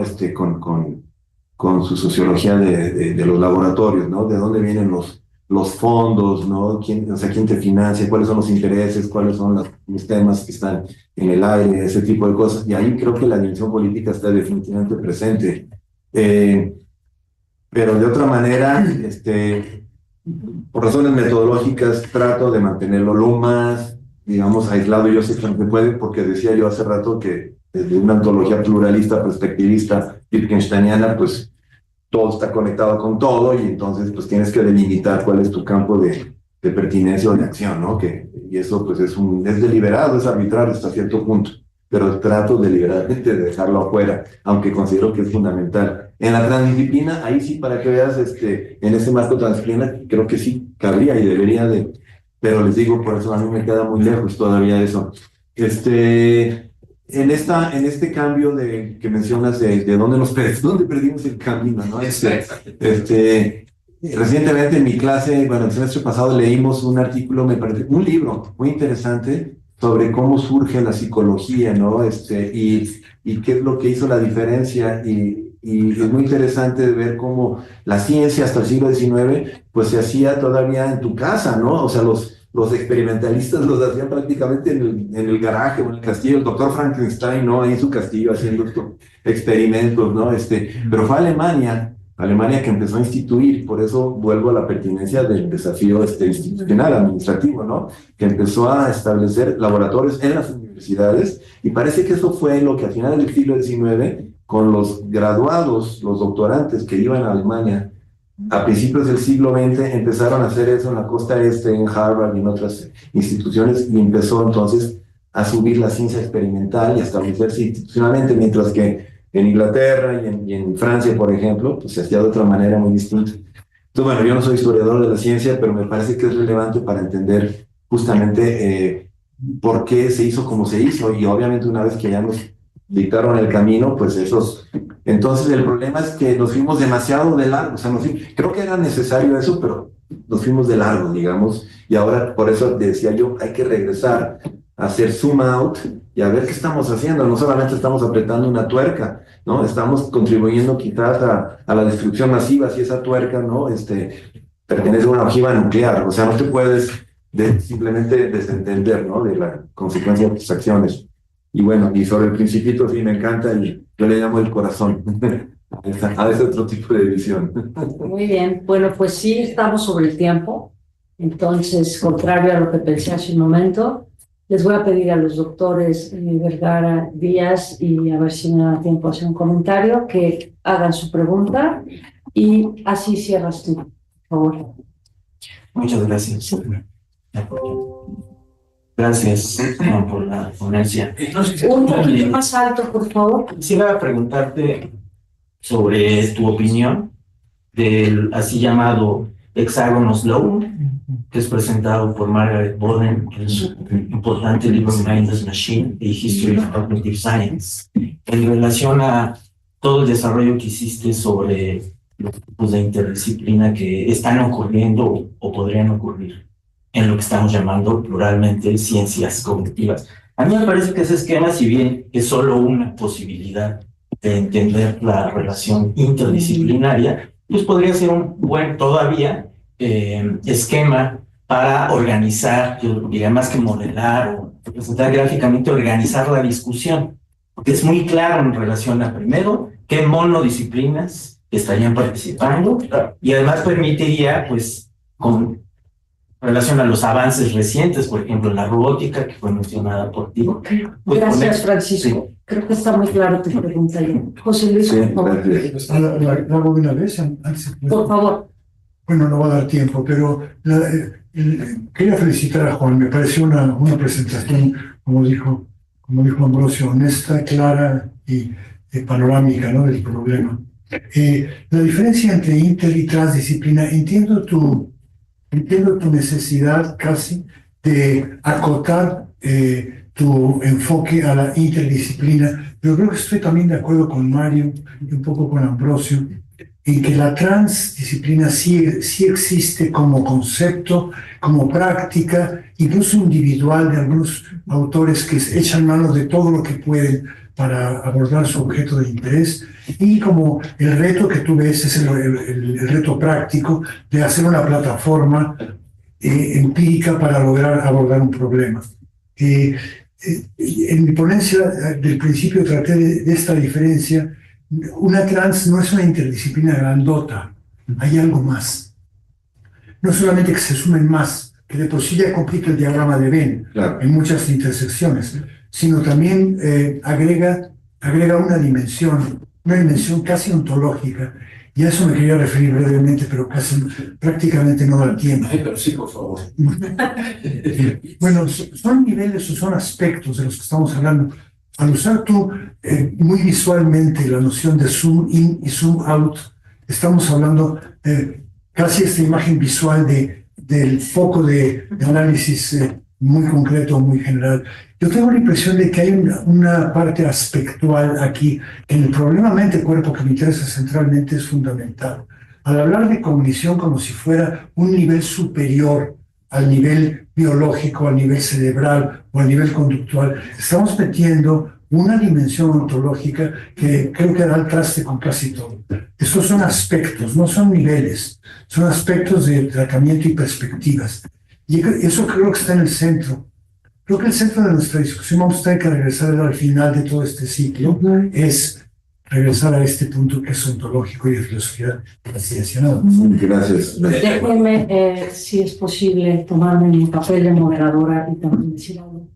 Solo es un comentario. De acuerdo a algunos investigadores de ciencias cognitivas, bueno, a uno en particular, no hay ciencias cognitivas, hay científicos y científicas cognitivas. Y recuerdo que hacía cabo del artículo para tu libro de homenaje.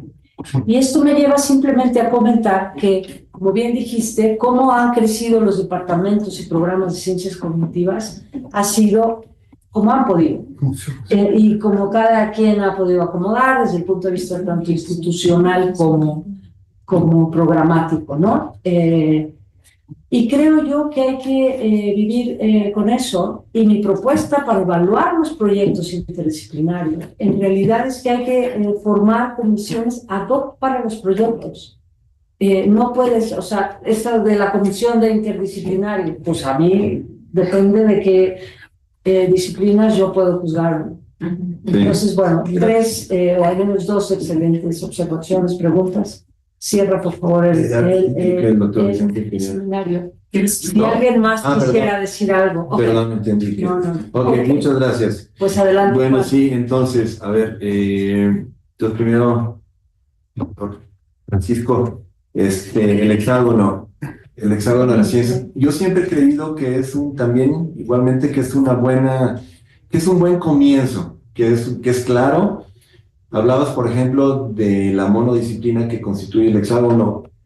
Ahí ya tenemos... Cada uno de los vértices. Sí. En realidad. Sí, cada uno de los vértices, Claro, perdón, eso quise decir, sí, claro. El asunto es que si haces zooming en cada una de las monodisciplinas, entonces tenemos otra vez, ¿no? O sea, no solamente psicología cognitiva, que supuestamente era como la pertinente, ¿no? Podemos meter psicología del desarrollo, ¿no? Y podemos meter psicología social, psicofísica.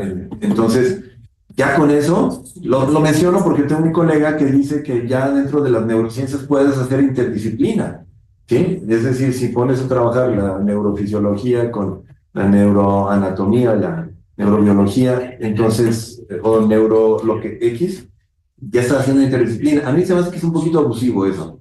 En pocas palabras, yo estoy de acuerdo contigo en el sentido de que es claro, es un punto de partida. Me parece que podemos dejar entrar otras disciplinas en la medida en que el proyecto o el tema lo requiera o sea relevante, pero eso le da una cierta estabilidad. Y también he escuchado gente que dice, ya, como rebasemos eso, ¿no? Eso, o sea, no tenemos que ceñirnos, ¿no? A estos cánones establecidos por los padres fundadores, así como reverémonos o renovemos el campo. A mí me parece que ese sigue siendo válido, legítimo, por defecto, digamos, es lo que está ahí. Y si tú quieres traer y mover el campo, da adelante, pero ¿cuál es la propuesta? Es lo que yo digo, ¿no? Entonces, mientras traigas una propuesta, adelante. El problema es que oímos más críticas que propuestas. Sí, gracias. En cuanto a lo que decía el doctor Feliz,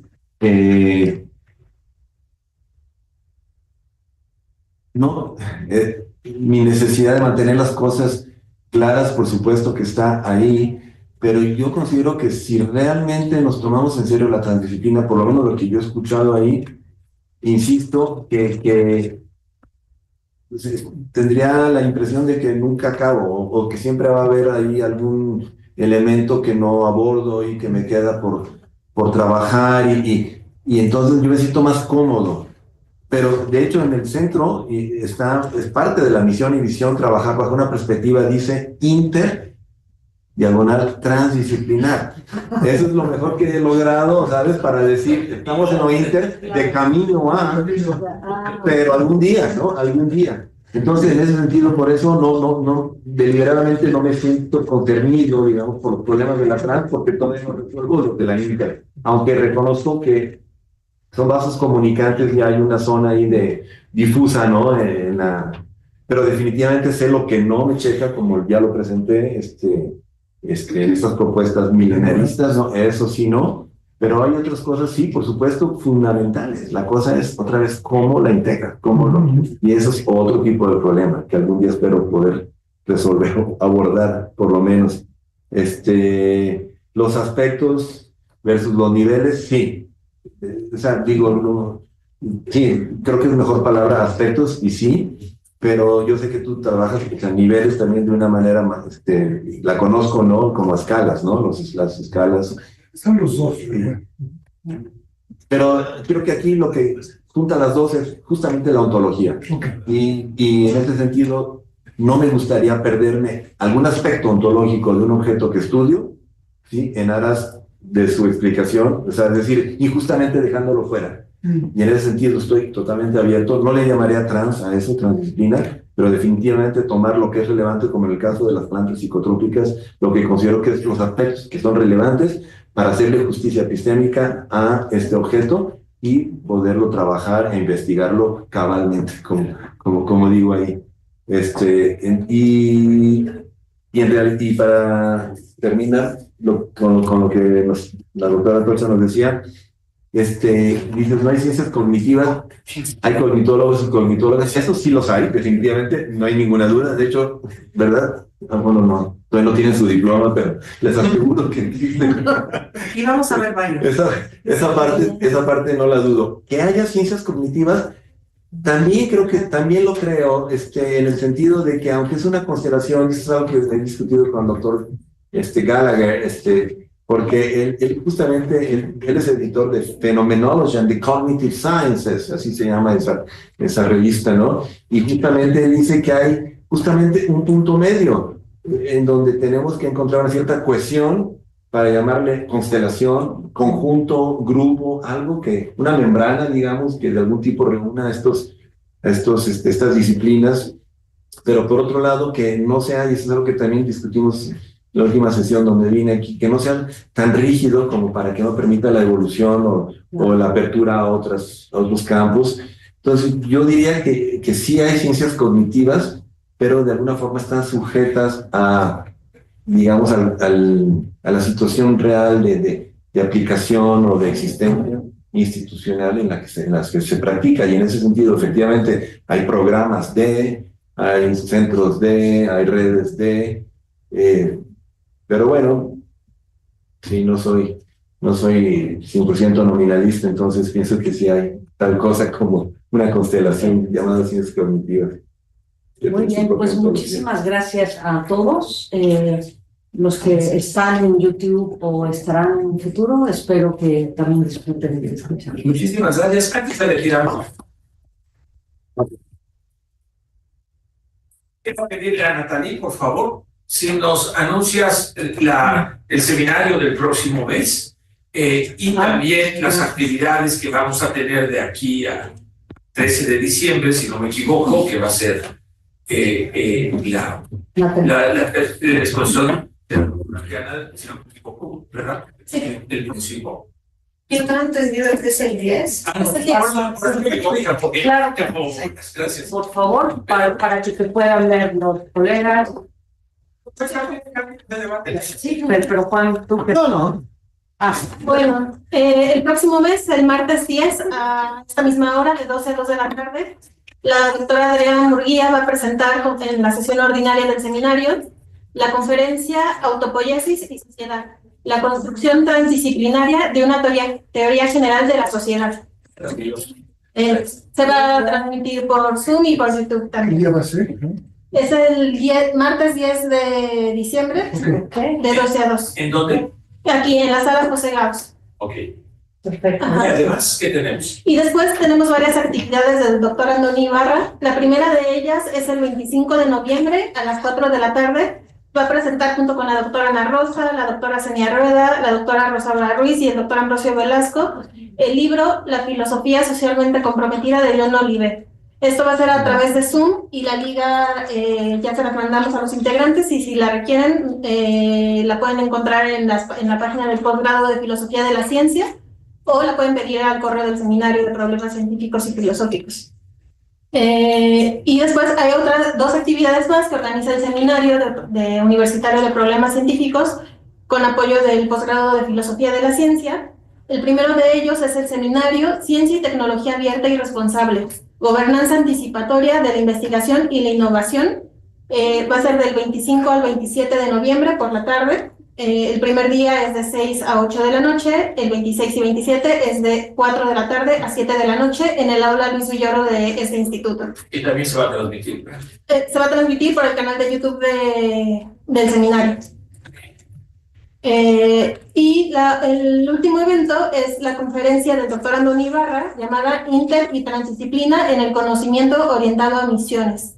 Es el 28 de noviembre de 12 a 14 horas en el aula Alejandro Rossi del Instituto de Investigaciones Filosóficas. También se va a transmitir por YouTube en el canal del Seminario de Problemas Científicos. Muchas gracias. Y finalmente quiero darles un anuncio muy satisfactorio y reconocer todo el trabajo que han hecho pues los apoyos del seminario Nathalie, César, Astrid y Bárbara. Un verdadero trabajo interdisciplinario. ¿Qué logramos? Un triunfo legal muy importante. Nos quisieron quitar nuestro logo, el logo histórico. Dijeron, no pueden utilizarlo porque es piratería. Gracias a la investigación que hicimos y a la batalla que dimos esta semana, sí, es decir, es una que no podíamos utilizar expresiones. No, ese sería otro. En todo caso, fue parte de nuestro argumento. ¿Ese es otro? No, ese es el Es uno distinto. El que es el Es decir, seminario. nos dijeron, tienen que registrar el logo, lo registramos, nos lo negaron, no pueden, porque es patrimonio de los pueblos originarios, y al menos que digan ustedes quién lo diseñó, cómo se diseñó, ese es que es precioso, que es el que siempre... ¿Cómo se diseñó?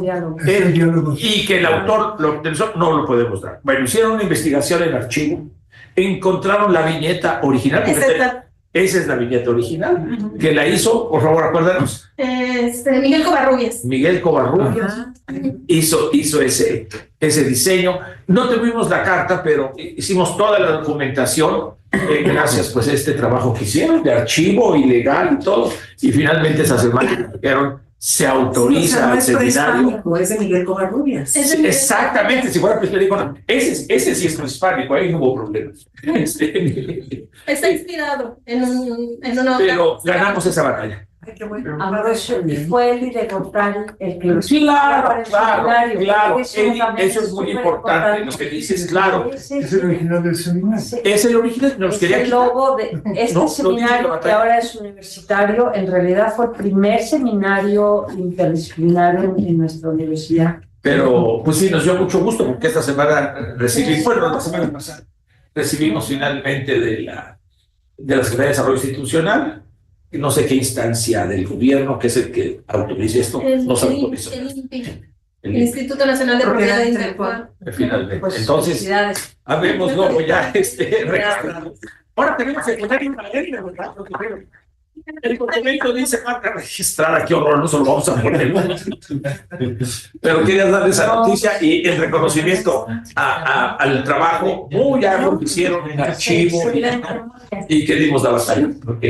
Decía, pero ¿qué insistencia hace? Es más, estamos dispuestos a la desobediencia civil. Pero de hecho hicimos desobediencia civil. Estamos grabando, todavía no. No, que se grabe. Propósito. Yo soy el defensor de la desobediencia civil y precisamente Butterfield. Claro, exacto. Es un magnífico ejemplo de I would rather not. Exactamente. Bueno, muchas gracias. Y qué gusto, Vicente, tenerte en el seminario. No dejes de venir. Cordialmente invitados. Sí, estaría genial.